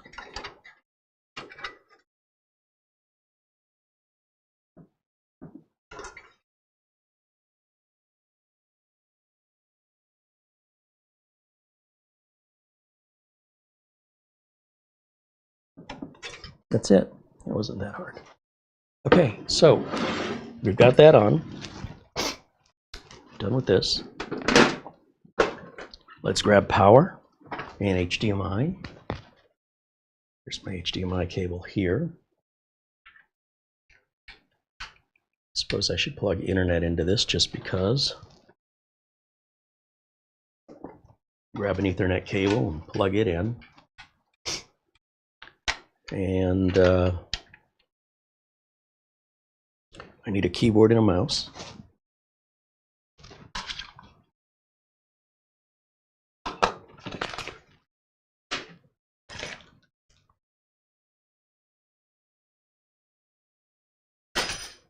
Just trying to get some stuff cleared out of the way here. I definitely don't need those glasses on anymore. For close-up work, they're great. For everything else, not so much. Sometimes I forget I'm wearing them and I'm like, I can't see in front of me. All right, power. I need power. Here we go. Power supply is in the off position, and I need to plug the dongle in for the keyboard and mouse right here. Here. Turn the power supply on. Hit the power switch. Fans are a turning right there. Whisper quiet. Let's go to the output of this computer. So I'll turn on HDMI 3. I'll minimize myself down to a corner. We can keep an eye on me and the computer at the same time. In fact, I'll put myself over here. It's pretty quiet, but is it running cool? Let's go, for me, I need to go full screen on this desktop because I can barely see it. I don't get to see it the way you guys see it at home, just so you know. But I can if I make a couple of adjustments. And every time I keep saying that, that's what I'm doing on my side. So let's start with where our temps are just right now at idle.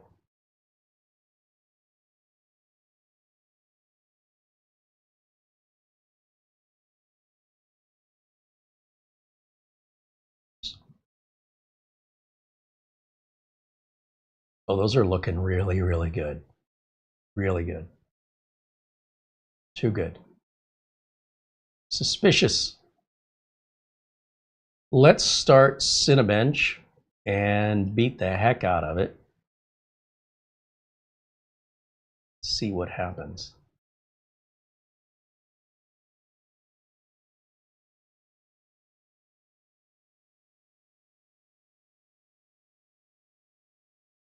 And then the other thing I want to do is I'll turn my microphone filters off so you can hear it.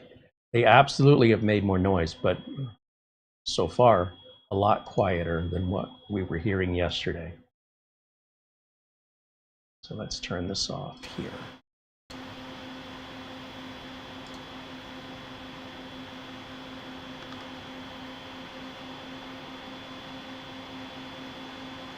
And I'm pretty much standing the same distance.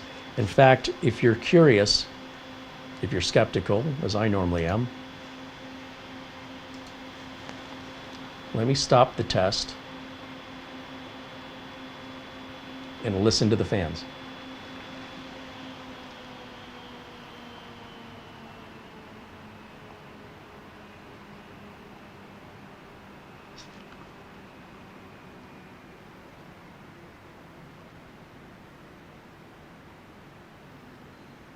At this point, there is zero fan noise right now. When we start the test and we start to get this thing to work a heavy resource load, listen to the fans.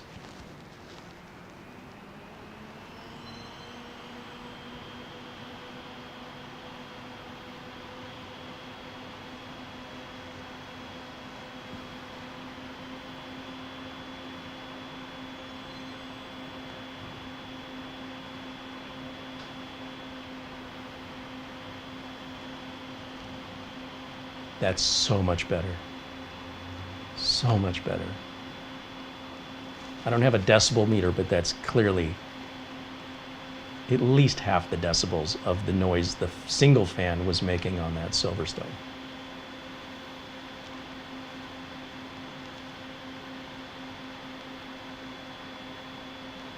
Temps are looking pretty good too.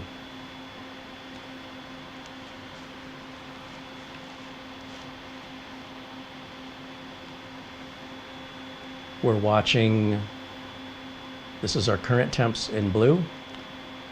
These are our minimum temps since we started watching, when we started the software. And these are our maximum temps that were reached temporarily. I want to emphasize the word temporarily. You're not supposed to be running, like I said, 95 all the time. That's not good. You should be called for CPU abuse. CPU protective agency should be called. And there's some toasty air coming out of the back.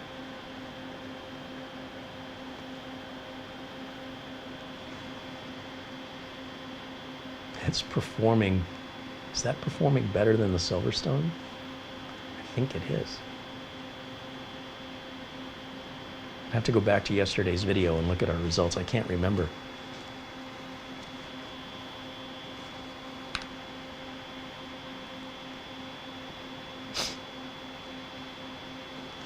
David Graham said it's more of a loud whisper than a jet engine.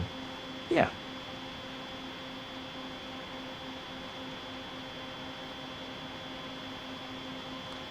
David Graham said you need to uninstall the Thermalright software. Yeah, I do, for sure. I don't think it's making any difference with regards to our test, but there's no reason to have the Thermalright software anymore. I appreciate that reminder.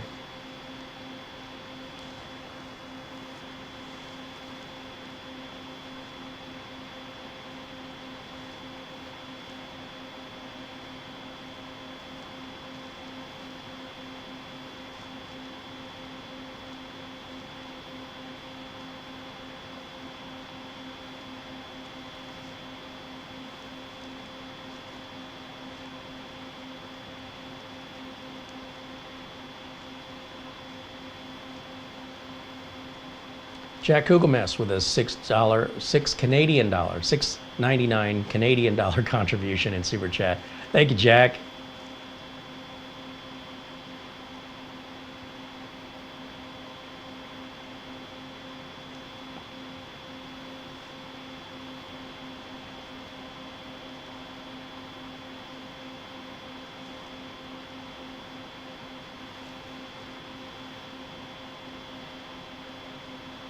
Andy says, I think yesterday you reached 90 degrees Celsius. I think you're right. I think I did.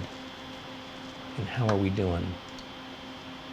I can't see the chat and what's going on here at the same time, so give me a minute to switch back over. That's crazy. Because we're 4 minutes into this warm-up. We have quite a ways to go yet, so we'll see.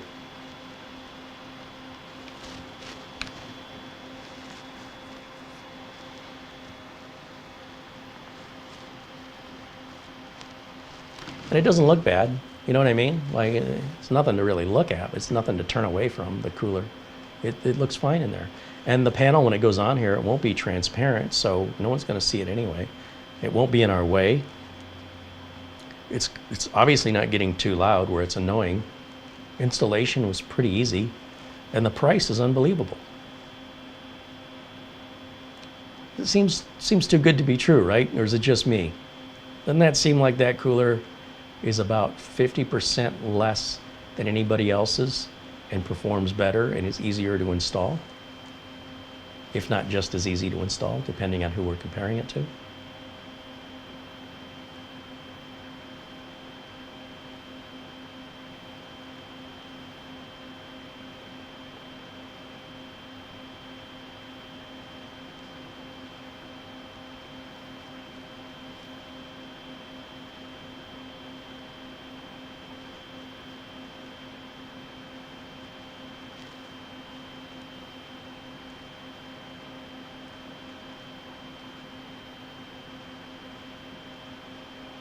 Our friend Buster's saying good night. Hey, good night, Buster. Thank you for hanging out with us. Thank you for your support, as always, and your friendship. Have a good night, my friend.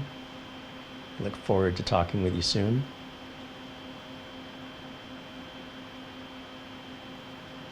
Charles says he runs this cooler on a 14900K with a slight overclock, and it barely gets near 70 degrees Celsius. That's impressive. On a $38 cooler. My, how times have changed.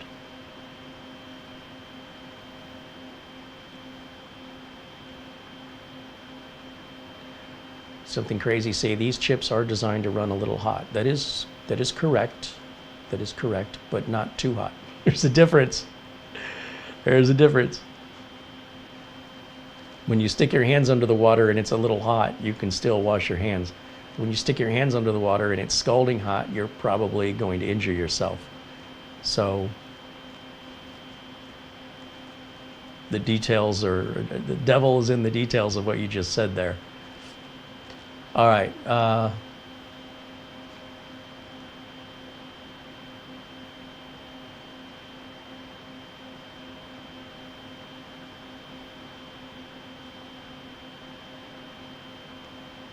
Just, I'm looking through the chat room to see if I'm missing any other.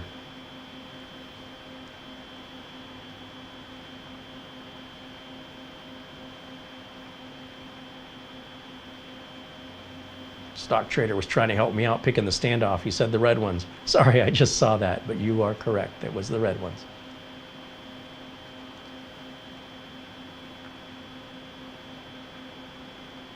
And David Graham also guessed red for AMD. Sorry, I'm just seeing these now.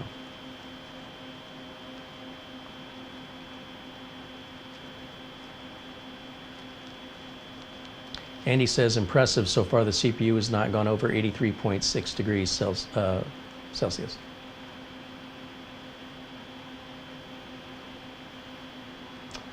So we're not done. It's still warming up. And then the question will be, you know, assuming this doesn't change much, what if we take one of the fans off? And if we compare it to the SilverStone cooler, they only had the fan in the middle. So what if we leave the fan in the middle and take off the fan over the RAM? How much of a difference do you think that's going to make? Both in noise and in temperature.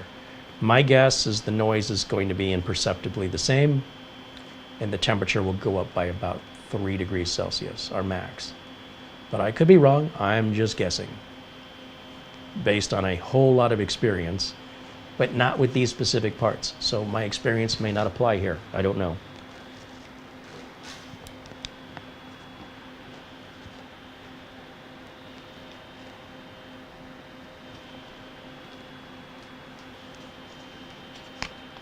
That's a huge, huge difference in sound. Huge.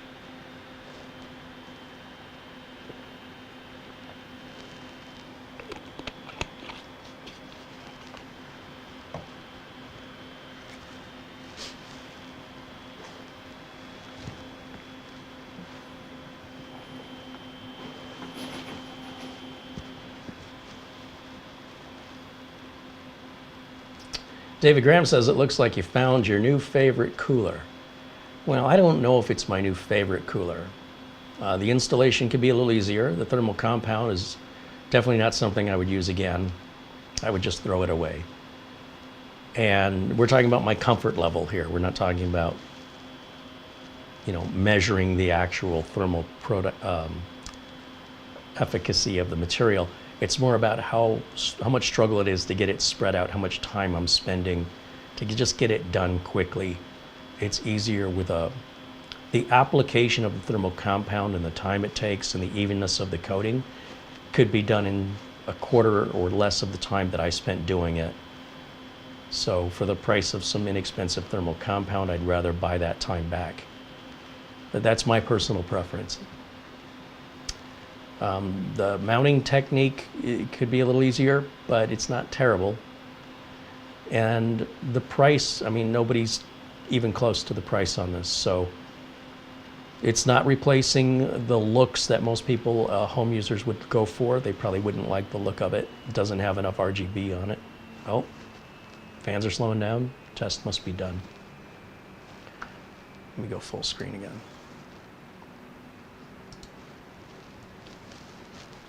And I have to put my glasses back on to read it.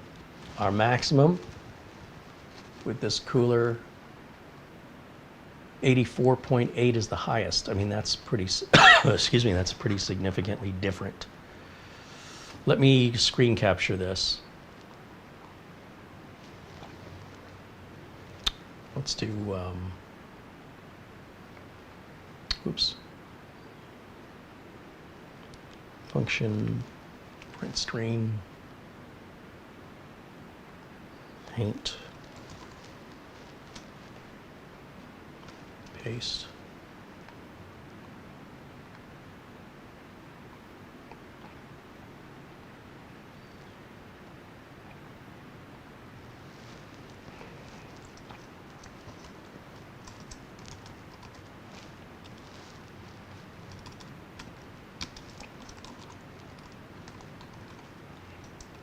You don't even hear the fans at all now.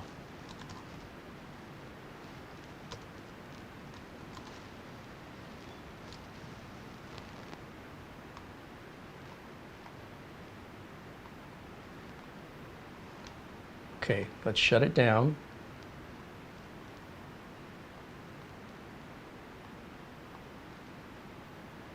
I will say, at idle, you didn't hear the SilverStone one either.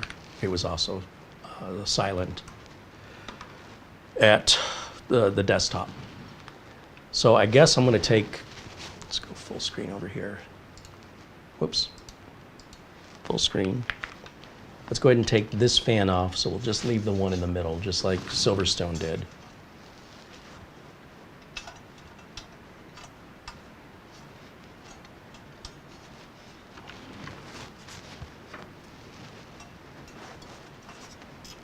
There we go.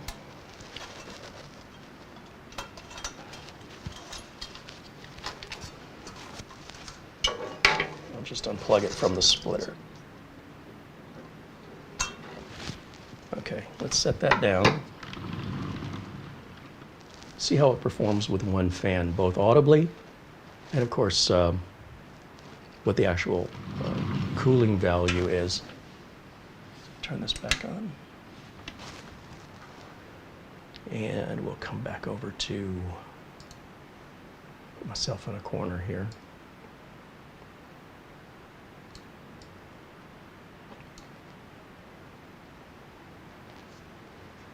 See what happens.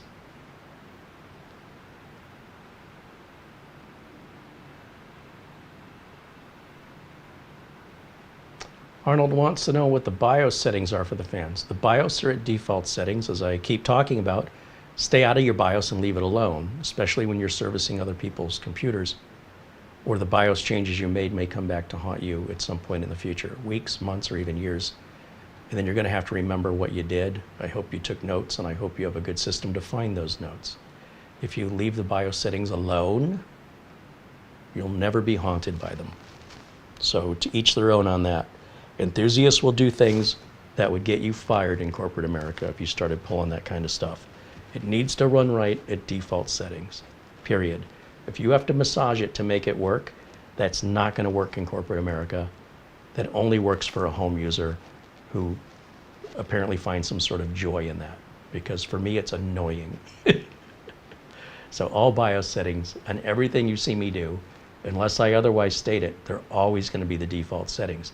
You try and maintain 1,000 computers with different BIOS settings on some of them and try and remember which one you set which way and why. And then if you're working with a team of people and they're doing that too, how are you guys communicating? It's not a sustainable way to maintain a group of computers. But for somebody sitting at home playing with one, it's just toy versus tool, that's all. So I'm not telling you not to do it, I'm just telling you why I don't. Now, with this running and up to the desktop, let's once again start the temperature monitoring here.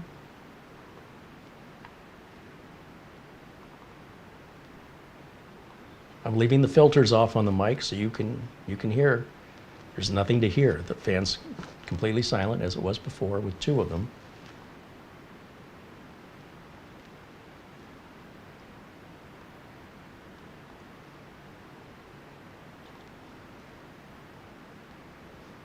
Temps don't really look any different here. Let's go to Cinebench and give it the beans.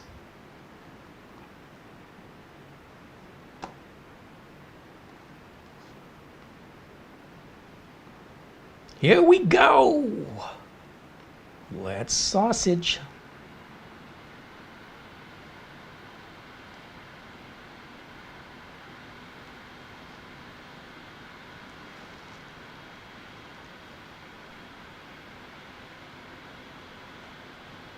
I am predicting no more than 86. Maybe 86 point something, but not 87. We'll see. That's my guess.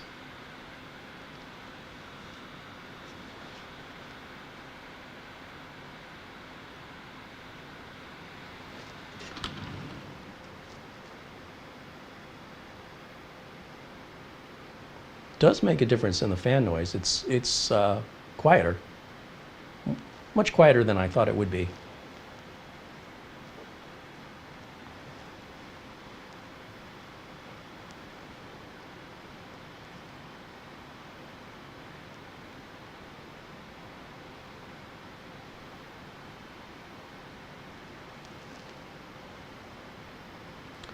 So it's going to warm up now for 10 minutes. We're about 2 minutes in. No, we're not. We're only a minute and 15 in. It's got a ways to go.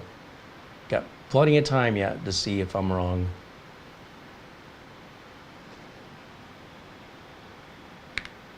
And while we watch together, we'll take a look here in the chat room.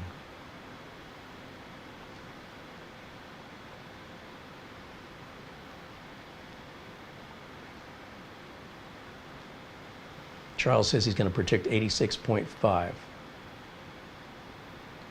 Larson said, I'd like to see it run under Prime 95. Yeah, I mean, you can run tests on it all day. You can run Geekbench on it, and Ada, and CPU-Z stress test, you know, until you see what you want to see, I guess. But it doesn't do me much good to run different tests because it means the testing process will take longer.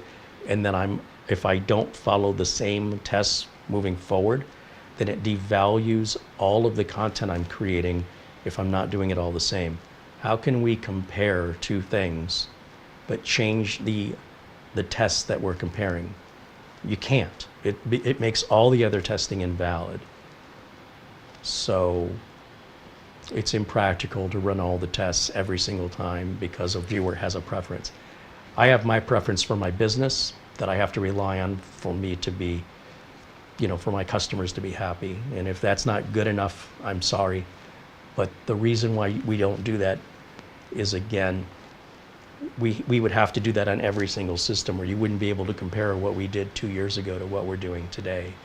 But if we keep running the same Cinebench from, you know, machine after machine, from laptop and mini to desktop, you have a baseline to compare.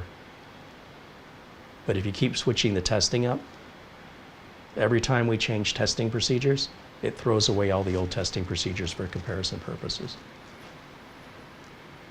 That's why we don't do that anymore. We used to do Prime 95, which is what I'm assuming you mean when you say Prime. But it's proven to be a bit outdated for that process now. So, you know,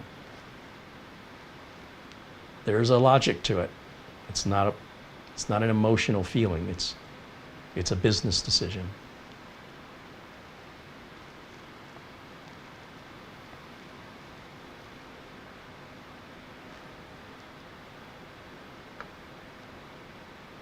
Did we hit 86.9? I can't see it. Let me bring it up here. Yeah, 86 point, I see an 87.1. So we've gone just a little over. Oh, I see 89.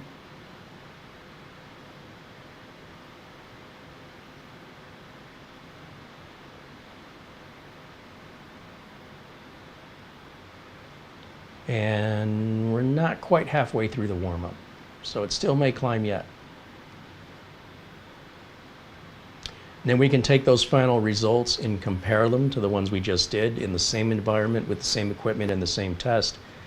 We can have a more accurate, though not precise, but a more accurate comparison of just how much extra are you getting with that extra fan? How much of a difference is it really making? It's usually not by much. So our maximum temp before, I don't remember.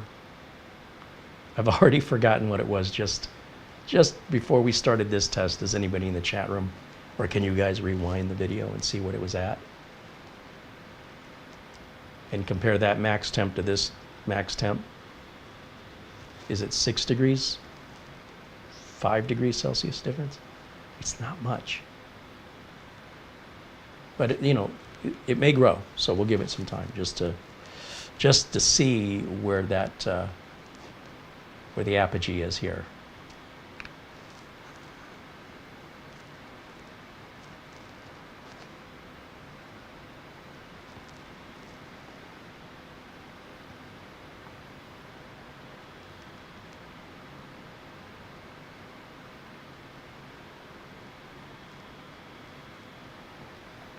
It's undefined, says 84.8 was our max before.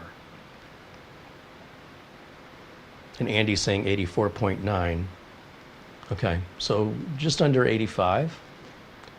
And now, what are we seeing, about a 5 degrees Celsius difference?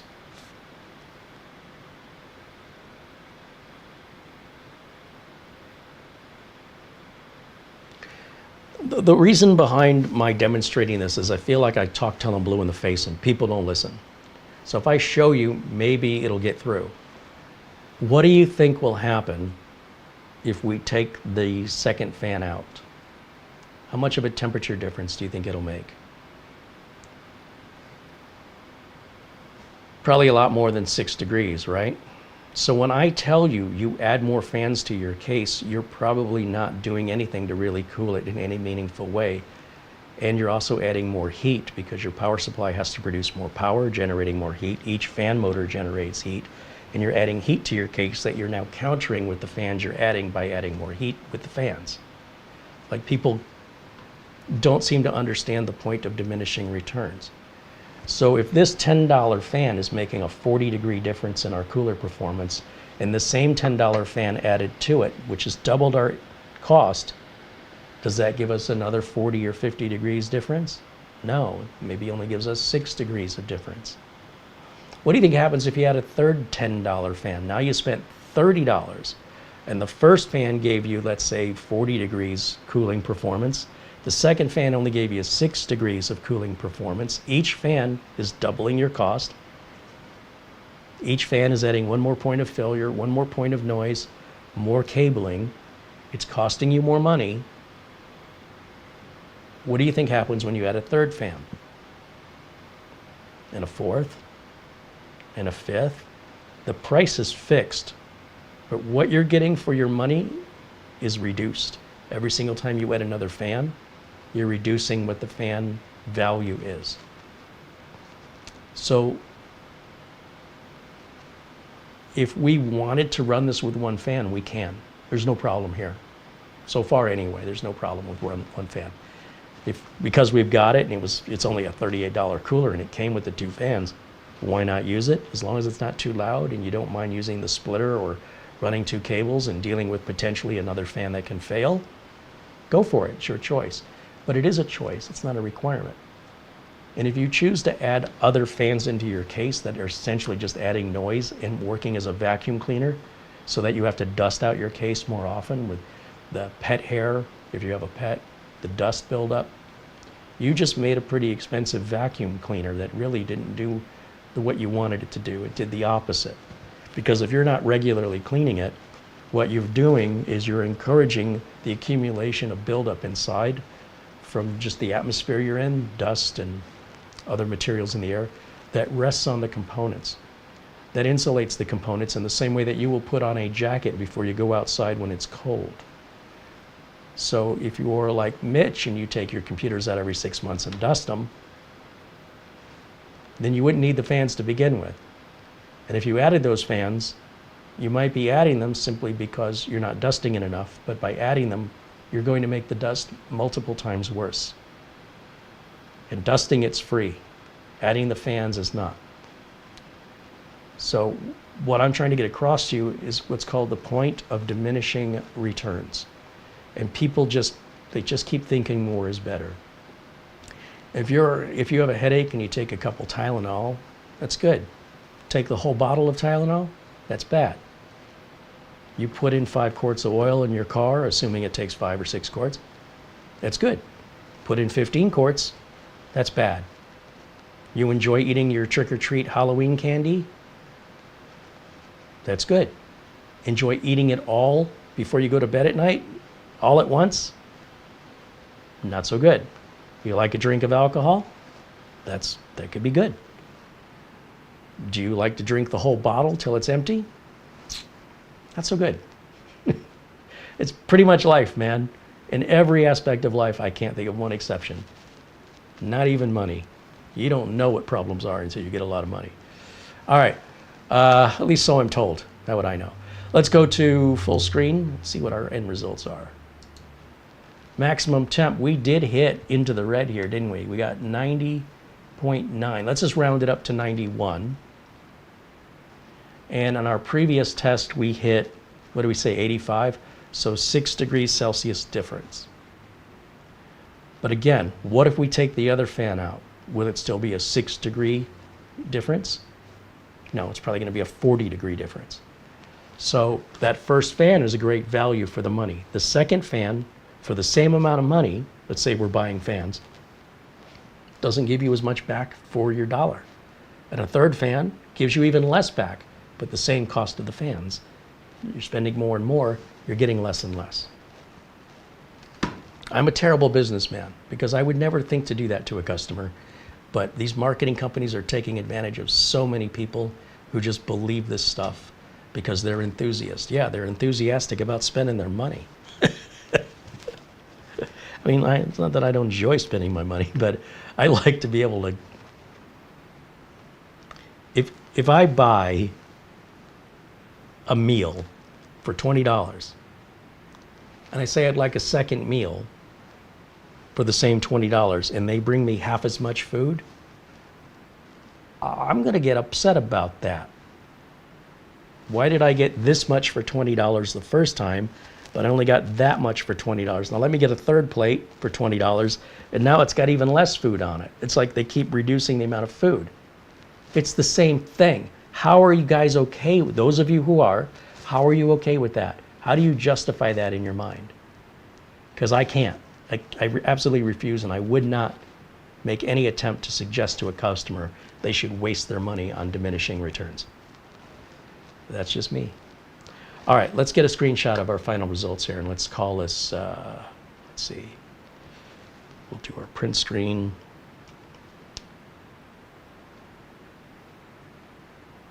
Come on, I just wanted print screen.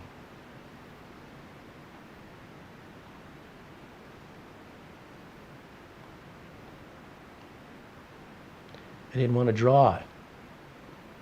Just give me the full screen. Did it give it to me? I don't even know. I'll just open Paint and see if something's in there, I guess. Let's see. Is the paste option there? It is. Good. All right, so I got it. That was weird. Let's do, wait a minute. Lost my temps. Let's close that out. Don't save. Open my temps back up. Function print screen. That's what it was supposed to do. Now let me paint and paste. That's better. Much better. File, save as JPEG.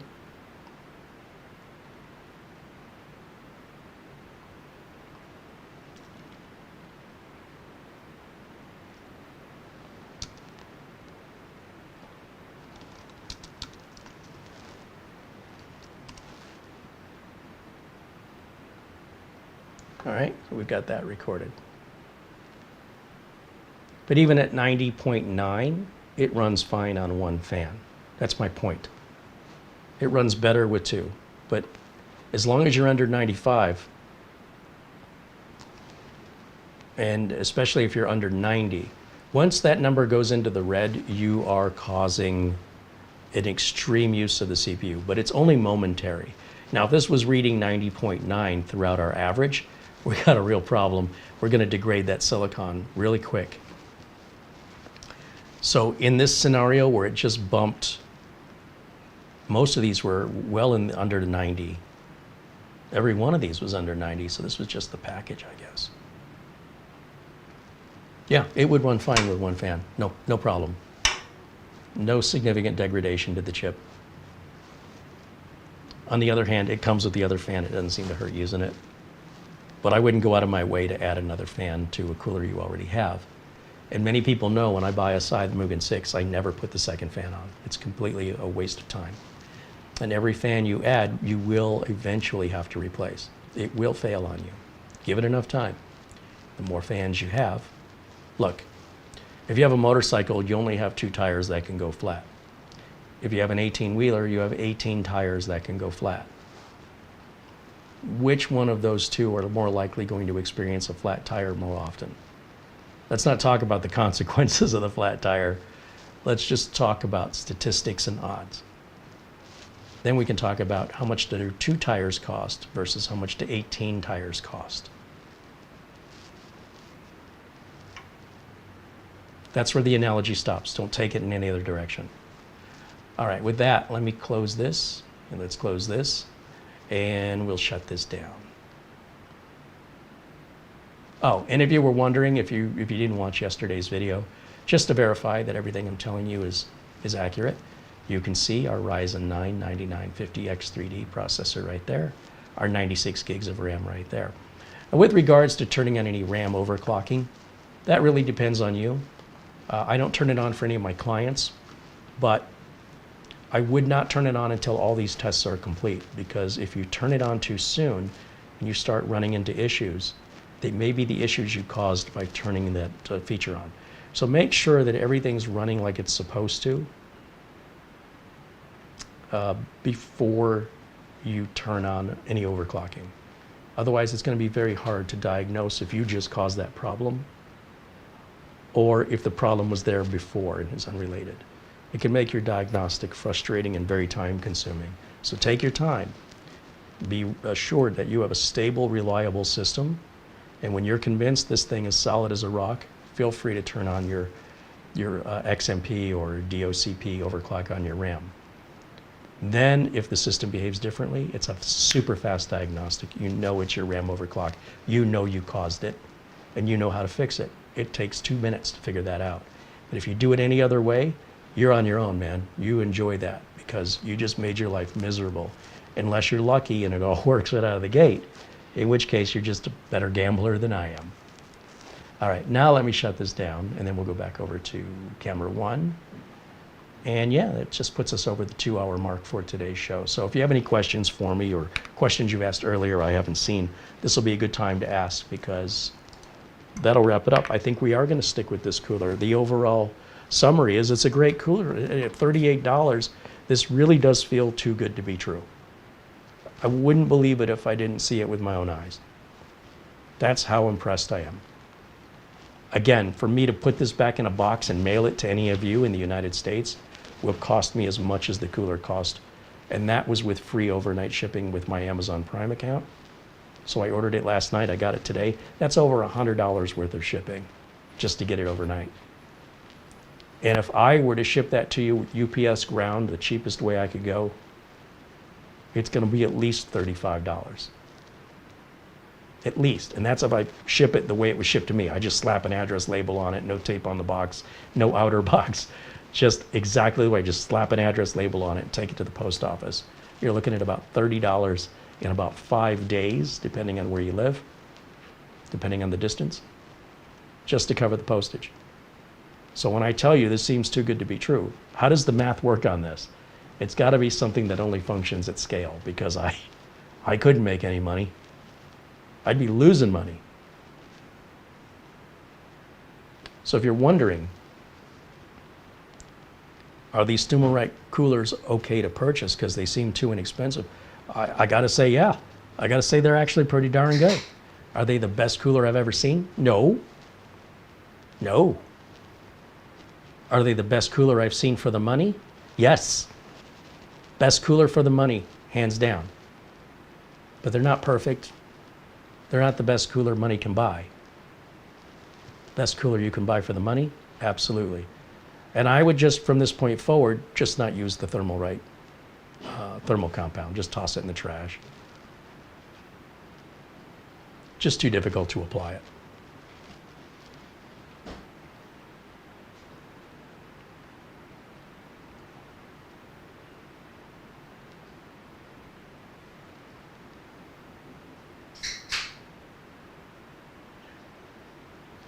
I think I can turn my audio filter off. You guys are probably hearing.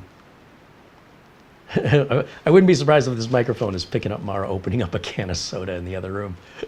So let me turn those filters back on. Sorry. No, you didn't do anything wrong. It's time for a dirty soda. A dirty what? Dirty soda. A dirty soda. Yeah. Oh, that sounds nasty. Go wash your soda. By the way, in Michigan, we call that pop.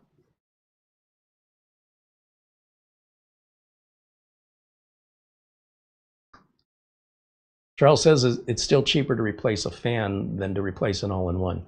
That's true, and all-in-ones will fail as well, but all-in-ones have fans. I don't know what all-in-ones you're using that don't have fans, because those fans fail too.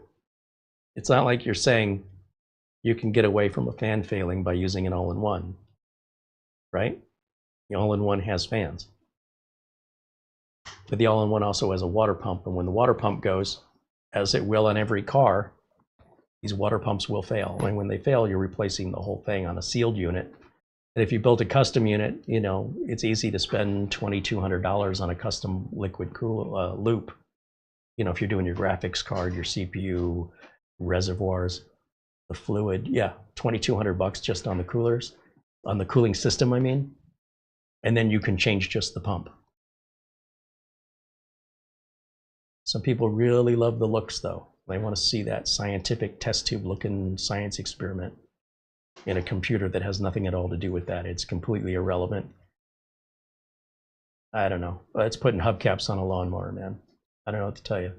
It's like buying a hat that you can wear on top of your hat. Some people do that.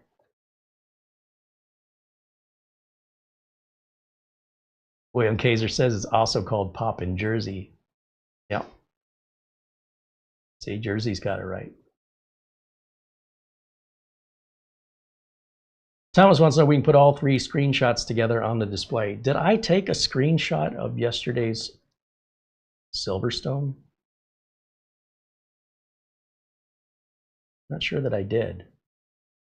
We could probably have Mara throw something together, because even if we overlay them, it's going to be difficult to know which one's which, because we'll overlay the title. So unless it says Silverstone in the photo, it'll be hard to know which one's which without that labeling. Do that.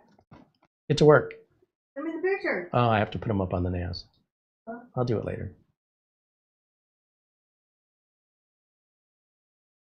Is that that looks like a slushy. Oh, it's my dirty soda. It's it's 0 sugar, Dr. Pepper cherry. It's creamer. Is that your liquid cooler?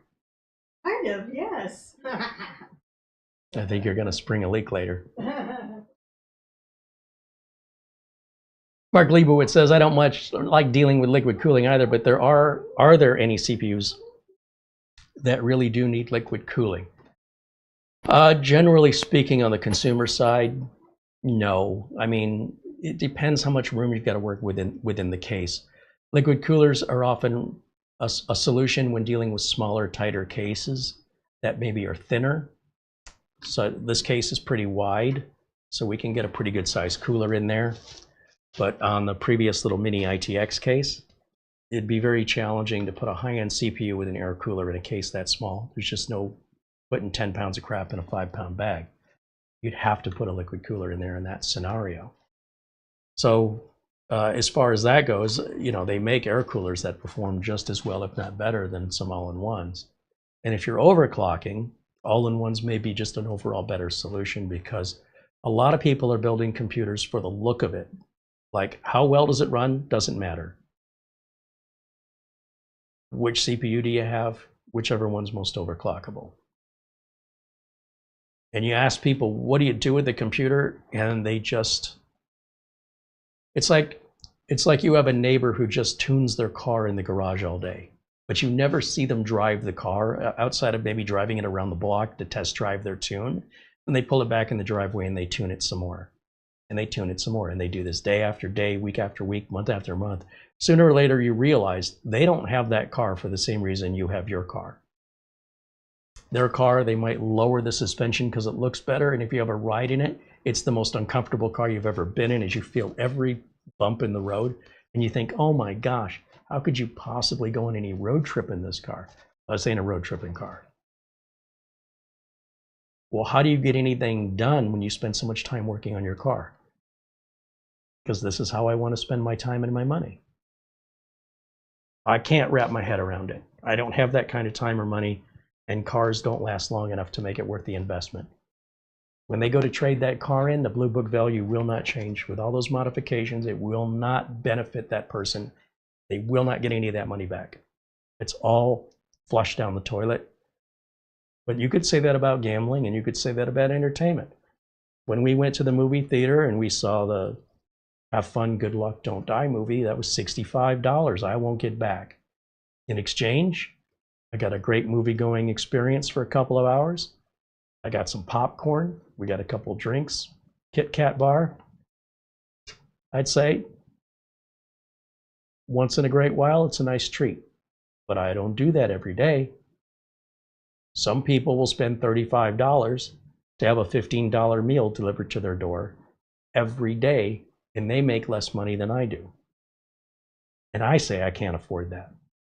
I have never used DoorDash. Never. Not once in my life. If DoorDash is close enough to deliver it, I'm close enough to go get it. How lazy do you have to be that I don't want to get in the car and turn a wheel and push a pedal with my foot? This is a whole nother generation, man. I don't get it. They were talking with a DoorDash driver who's barely making any money. And he says, you can't make this stuff up. He goes, sometimes when I'm door dashing, I order DoorDash.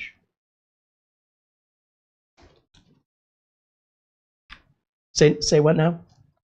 Yeah, sometimes I'm so busy door dashing, I'm waiting for an order. I'm sitting in a parking lot waiting for an order to pick up. So while I'm waiting, I call DoorDash and have them deliver it to my car in the parking lot. So another DoorDash driver goes to a different restaurant than the one you're in front of that you could just walk in while you're waiting. And you're paying 2 to 3 times the cost of that meal, so it can be, well, yeah, I don't have time. I'm busy. I'm door dashing. Are you making any money? Like, while you're door dashing, you don't pass by a fast food restaurant and hit the drive-through? Just pay the price everybody else pays? You pay the additional fees to have another DoorDash driver go to a different restaurant than the one? Why not order something at the restaurant you're already there? It's a different generation. That's all I know. I don't get it. I look at it in wonderment in the same way I would look at a talking frog. It's just amazing. Is that real? It's a real talking frog. Wow.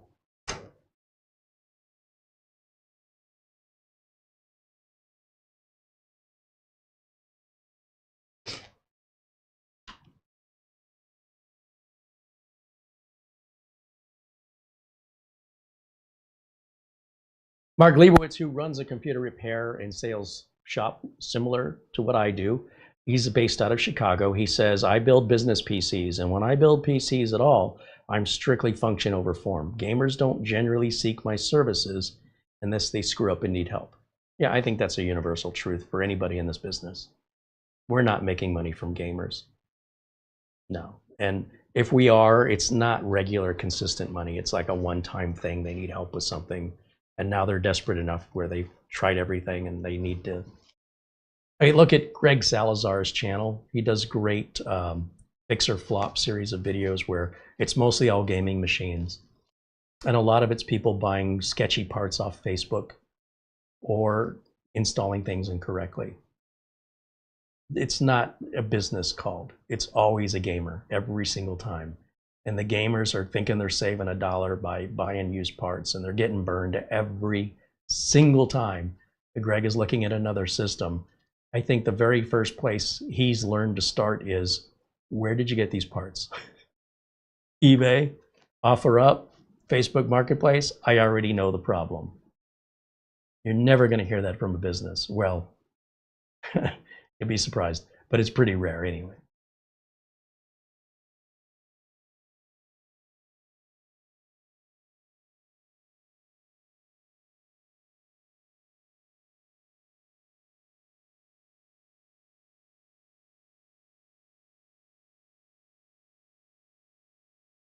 Mark continues, he says, lately I've been selling mostly all mini PCs. In fact, I've got one in the cart being prepped and another one on order. I'm prepping one too. It's funny you mention it. I've got a mini PC going out to a client who I just sent them the invoice. So I'm expecting to get paid. And then when I get paid, we'll figure out when's a good time for me to bring it over and set it up for you. And they're retiring a computer that's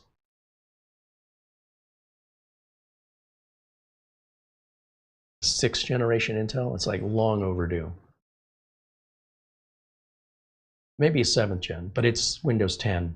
And I'm telling them, you're a business, you need to take this seriously. It's not that expensive. It's like $500 for a mini PC, and you're good for, you know, several years. They didn't fight me on it. They said, we know, we know. So at least we got something decided, an invoice went out. They're a good client. I mean, I'm not worried about them paying me, but I normally bill them after the fact, but this time, just to mix things up, they know I'm not going to rip them off. They can go ahead and pay me early before I deliver it instead of after. There should be no reason that road doesn't go both ways. But it's not like I'm going to put my foot down, but I don't think they will either.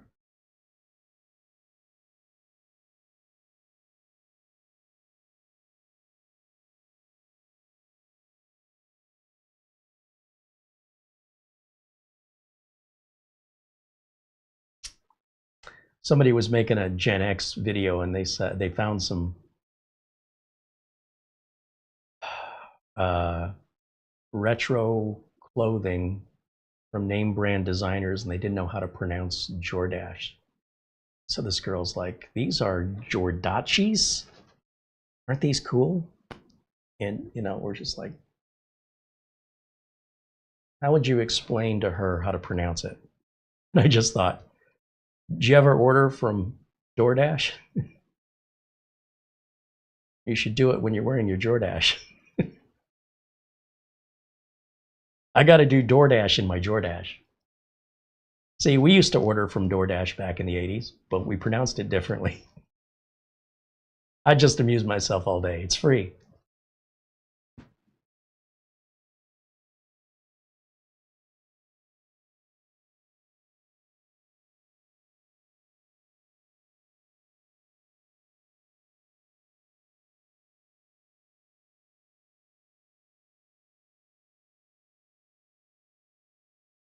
There's that female comedian that's Gen X, and she goes, you know, we did a lot of crazy things in the 80s, and probably the craziest, you're probably not even going to believe me. And I'm paraphrasing her jokes. But she says, you probably aren't going to believe me, but one of the crazy things we used to do back in the 80s is when somebody told us something, we try and find out what the other side of the story was. And then once we have that, we'd make up our own minds. It's this thing called critical thinking. I know, it's crazy, right? That's how weird it was in the 80s. And we all did it back then. We all came up with our own opinions once we gathered all sides of the story, both sides, and then we decided for ourselves. Can you believe that? I swear it's true. The audience is just busted up, but I'm just nodding my head going, oh, she's good. She's a good comedian. I like it.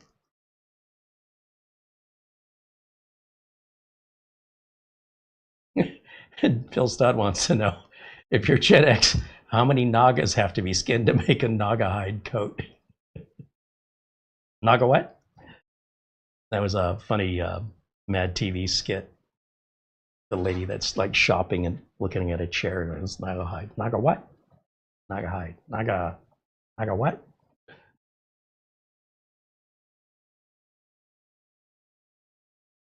Brings back some memories, man. And they're good memories.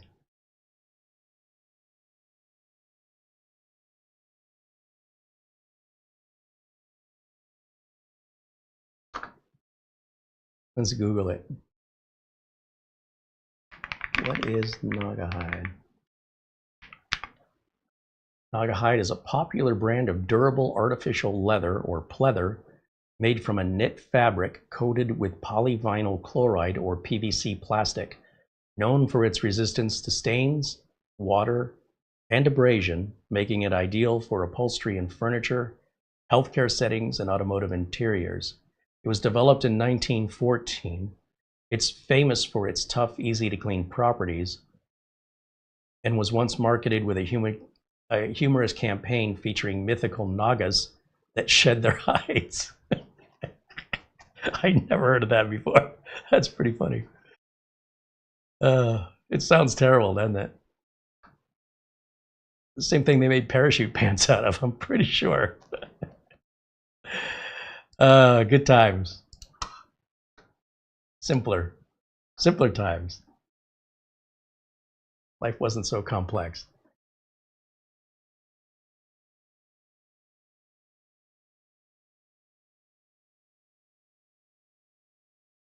Mark Leibowitz is talking to Andy, Andy was asking if a lot of businesses are switching to mini PCs.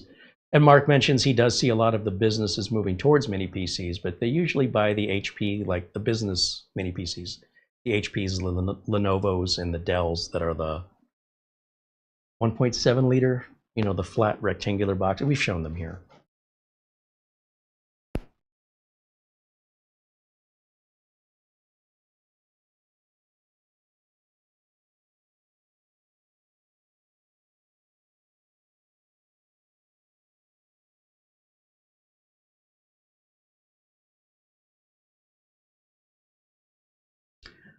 Ultimately, what I can tell you from the business clients that I have, they don't want AMD. My business clients put their foot down, and I go, you know, you probably aren't going to see a difference. And they said, I mean, I'm going to paraphrase this whole conversation for you. Does it matter to me personally if they buy an Intel or an AMD? No. If I'm on a used car lot, it doesn't matter to me if you're buying a Ford, a Chevy, a Nissan. I'm just here to sell cars. I don't care which one you want to buy. So I'm not going to twist your arm and convince you to buy a brand you don't want to buy. I'm here to provide you with what you want. Doesn't matter why you want it. You like Intel, you're going to get Intel because that's what you asked for. I'm not going to try and change your mind. Home users, on the other hand, you run into one of two camps. One that says AMD is the best because I want a game. I don't have very many of those actually paying clients, but they're out there because I see them online all the time. And then you have the others that go, well, which one's cheaper? If you're telling me I can't tell the difference between Intel and AMD, which one's cheaper? So if you're just looking for whatever at that particular time, sometimes the AMD is cheaper, sometimes the Intel's cheaper. So that answer will change depending on what it is they want, what their budget is, and whatever the situation is. Like, how much is a gallon of gas today? If you're watching this video 3 months from now, it's probably not the same. Could be more, could be less. No way to know. So I'm saying there's no blanket answer to that. But if a home user says, I want AMD because I'm gaming and AMD's better for gaming, you get no argument from me. But most of those people build their own systems. That's the main difference. And most of those people will build one system every few years. You'll never hear from them again for years and years and years. Businesses, they need 10, they need 12, they need 12 more. You know, they're growing, they're expanding, they're hiring more people. We need more computers. They're moving location. They need all the computers packed up, moved over, set back up the whole network. Business grows. If you're their servicer for their network and their phones, every time they grow, you grow. But when they shrink, it's not your problem. So if they're downsizing and they have leftover computers, it's not like I'm buying them back. They're stuck with them. So I say, you know what? It's good to have spares. Nothing wrong with having spares.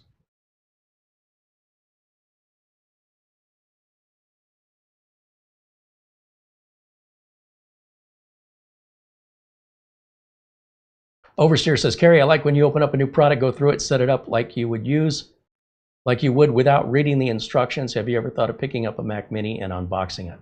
I don't have any interest in that. No. I don't think there's good value for the money. I don't care for the operating system, and I don't like being treated like I'm an idiot. I'm far too technical of a person to ever use a Mac.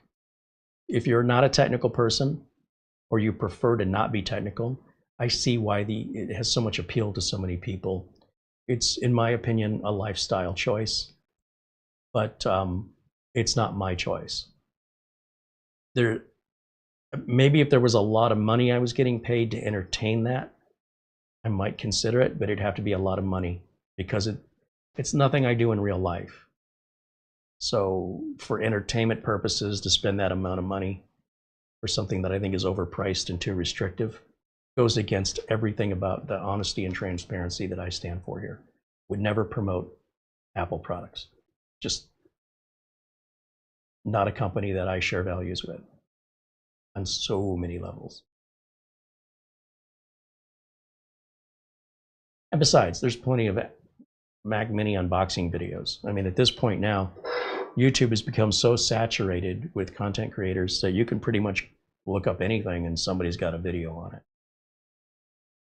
And you might say, yeah, but we want to see you do it. Oh, I'm sure it'll be hilarity of me just getting angrier and angrier at how stupid they're treating me, like I'm a moron. So yeah, I don't like the condescending nature of Apple operating systems, or the condescending nature of their pricing structure, like I don't know what something's worth. And I'm not into joining groups to fitting in with a group of people. You have an iPhone, I have an iPhone too. Oh, we're like twins. I don't want to be your twin. Okay. Doesn't mean I don't like you. I don't want to be like you. I want to be like me. And I don't want to be like anybody else. Just me. Not interested in a fraternity kind of mentality. If you don't like me for who I am, please don't like me. I was definitely not one of the cool kids growing up. What a shock. But I also wasn't part of the nerds and geeks either. I kind of just sat alone at lunch. I was kind of the lone wolf kid. I really didn't have any friends. I really didn't talk to anybody throughout high school. It was a very lonely existence. There wasn't a group of people that accepted me. And back then we had the jocks, we had the stoners, we had the punks, the punkers, the mohawks, and the leather. You had this was a little before emo and goth, really, but there was a little bit of that, a little bit. You had your chess club. No, I don't want to be part of that. Computer club. Nope, don't want to be part of that. ROTC. Nope, nope, nope. I want nothing to do with any of those groups. So yeah.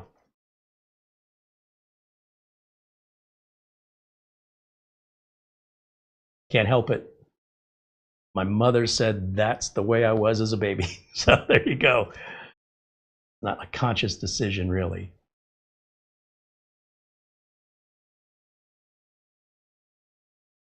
Hey, Mike's Unboxing joining us. Hey, good to see Mike here from Mike's Unboxing, Reviews and How To. He's out of England, and he has a channel very similar to my own where we do very similar kind of work and reviews. Always a pleasure to have him here. He clearly shares a different opinion on Mac Mini, which all the power to him. You know, we can agree to disagree and still be friends. I would say to Mike, while you're unboxing your Mac Mini, if I'm not there, start without me. Okay. It's good to see you, though. I hope you're doing well. And he's cranking out the content. If you enjoy this content, I think you'll enjoy his as well. So be sure and check him out. And he's got a great accent. If you're American, we can listen to British accents all day long. It's great.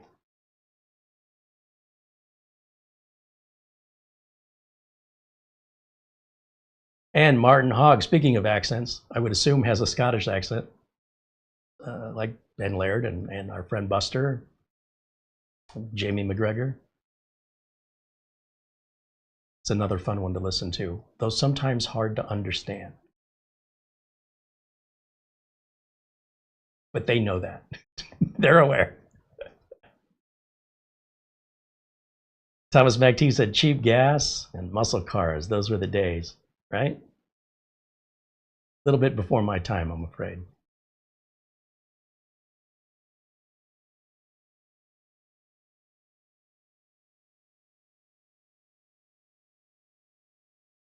Because you had that energy crisis, what, 1975?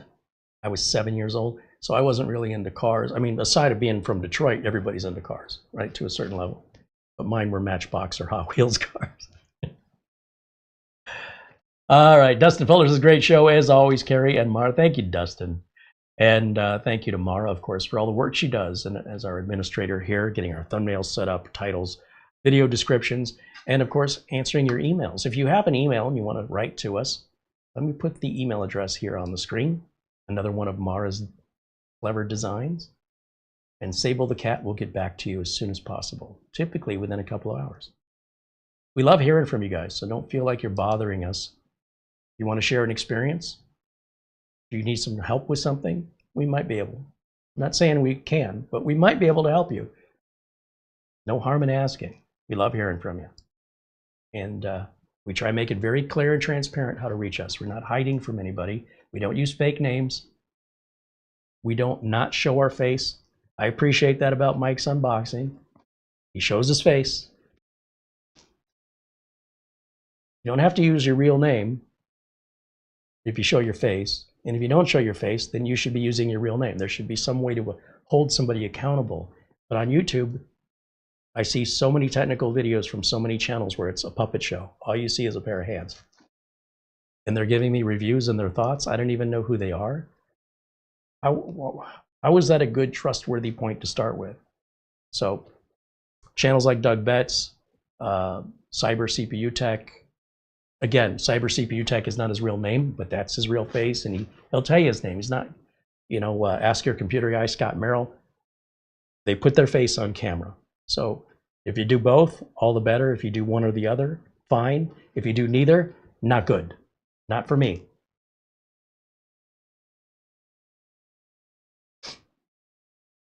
And Mike's unboxing. Yeah, I'm not gonna name names, right? But I'm just saying, you know it when you see it. There's not any one channel. I can name at least 4 channels off the top of my head that do that. Popular channels. That it's a puppet show. No real name is used, and no face is ever assigned. But they expect you to respect them. And I'm like, how can I respect a puppet? And by a puppet, I'm not referring that they can be manipulated by somebody else. But how would I know? You understand what I'm saying? Like, a puppet is just hands, isn't it? Was that, what was her name? With the sock. Channing, Lamb Chop?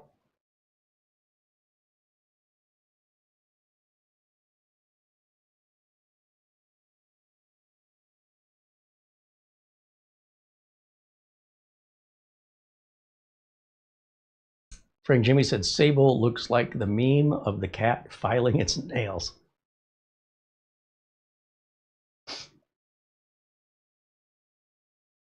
Sherry Lewis, that was her name. Thank you, Chris Johnson. Sherry Lewis in Lamb Chop. So when I was a little tiny kid, that was on TV. Way, way back. Early 1970s.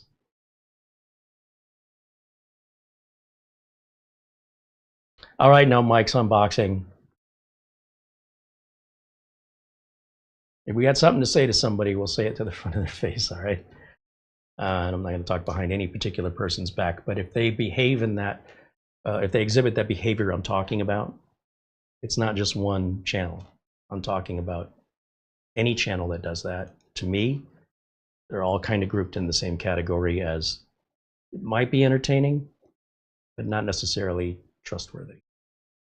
Not to my standards. I wouldn't do that, and I'm not saying they're doing anything wrong.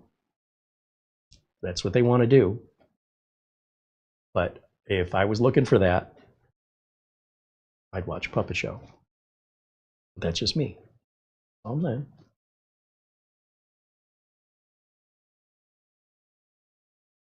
Okay, I think that'll wrap it up. When's your next video, Mike? He usually goes live on Saturdays, but he releases content, edited content throughout the week, and he's not had any shortage of content lately.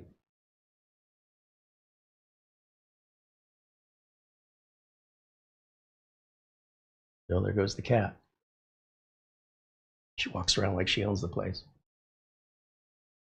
Bill Stodd said he remembers watching Howdy Doody and Soupy Sales. Howdy Doody was before my time, but not Soupy Sales. I remember Soupy Sales, but from Detroit. So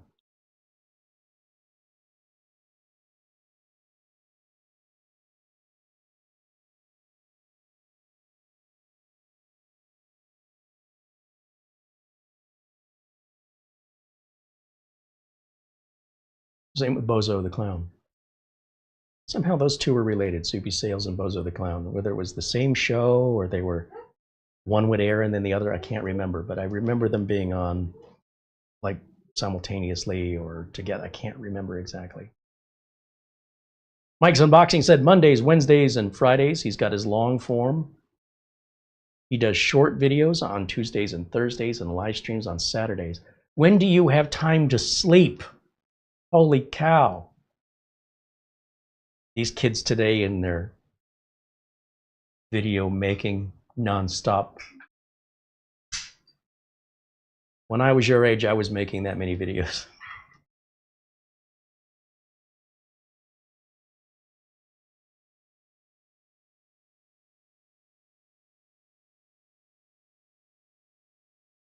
All right, guys, I think that'll wrap it up. Thank you again for hanging out. So the summary is, yeah, we're going to keep the cooler in here. I'm happy with it. I'm glad it was only, it was under $40, $38. Very happy with this. And it works uniquely for this system. Normally, I wouldn't choose an air cooler because that's not what we want to see on a glass panel. But without a glass panel here, this fits into the whole sleeper. And not only that, our friend Jason Dragon over at Emerald Computers, they're a big computer recycling firm. They get over 1,000 computers a month donated to them for recycling. I'll bet you I will have no problem finding a Beige CD or DVD drive to go in there, and we can make it work. Should I? I'll never use it, but I mean, you just take this little piece out and just turn this. Take that piece out, and we can put a nice old school proper vintage CD or DVD in there. I'll bet you he's got a ton of them over there.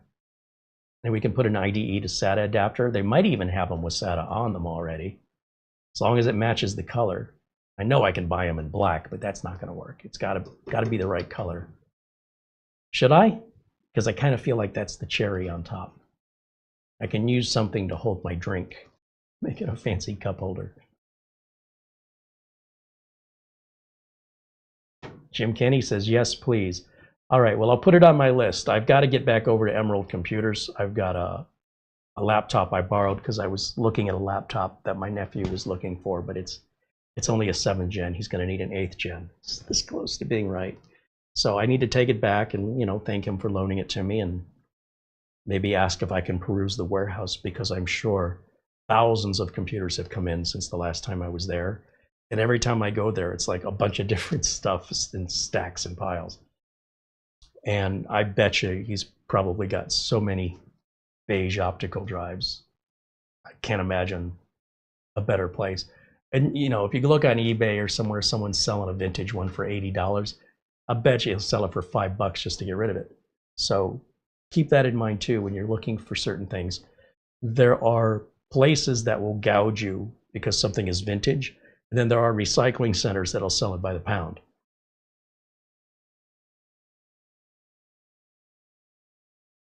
Bajan Guy says, great stream as always, and yes, add the DVD. Bill Stodd's telling Mike's Unboxing, your shorts are great, thank you. His short videos, or is he wearing shorts? You know what? Don't tell me. He does make great short videos wearing shorts. Will they have a zip drive too? Probably not. Probably not. But maybe. And sometimes what they don't have today, they'll have tomorrow. You never know what somebody's going to clear out a garage and say, I want to get rid of this. You're not supposed to throw it in the trash, and they'll take it all for free, and they will either repurpose it or properly recycle the materials. So it's not that they wouldn't see them. They're just not. At least when I was in there, I didn't see any.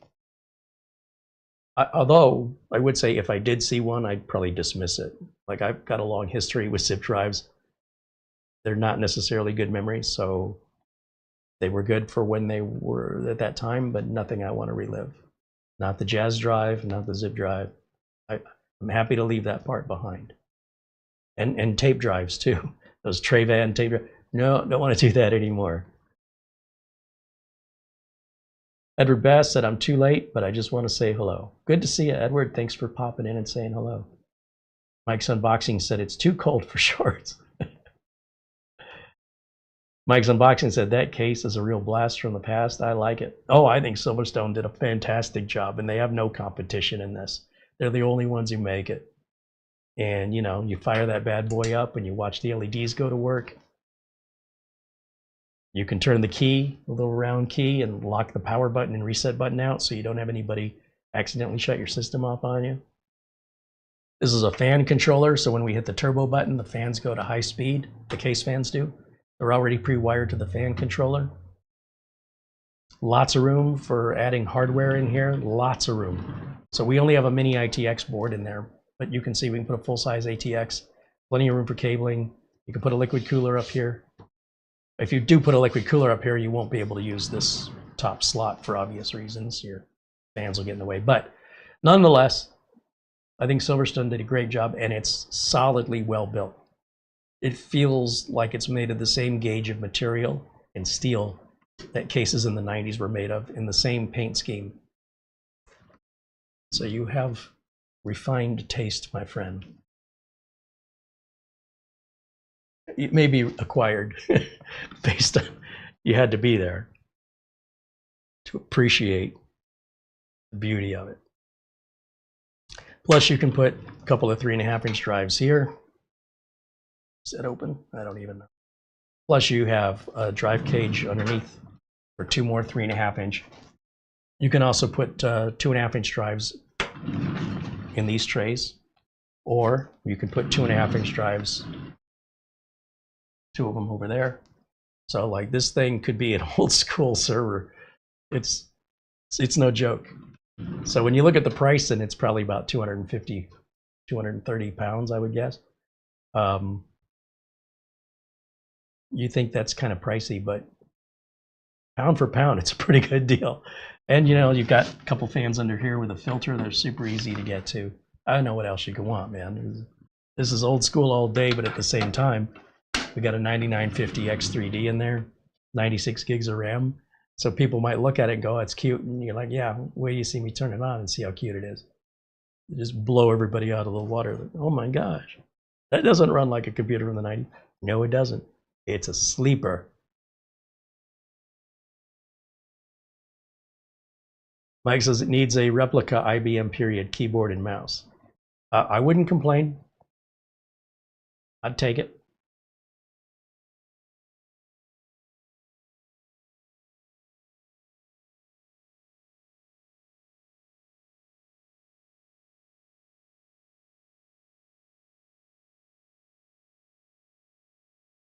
Have some beige monitors come back. You can have those. No, I don't want that. That part you can keep. You go ahead of me. That's where the nostalgia stops. Can I have the distorted heavy glass tube that emits radiation and sucks up my energy so I can watch my electric meter on the side of my house spin? I can roast a chicken above it? No, not everything in the day was good. All right, that's going to wrap it up for me for today. Thank you all for watching. Thanks, Buster. Thanks to Mark Gaines. Thanks to Lugrini for your contributions. Thank you as well for the super chat that came in from Jack Kugelmess earlier. Thank you to all the members, because without you guys, well, we'd have a hard time doing this full time. But your support means the world to me, and we wouldn't be able to do this without it. So thank you to all the supporters, and thank you to everybody just hanging out and joining us, because that's another way of showing support, just being part of the community. We appreciate having you here and participating. That'll wrap it up for me. Thank you so much for watching. We'll see you all again very, very soon. Until next time, bye for now.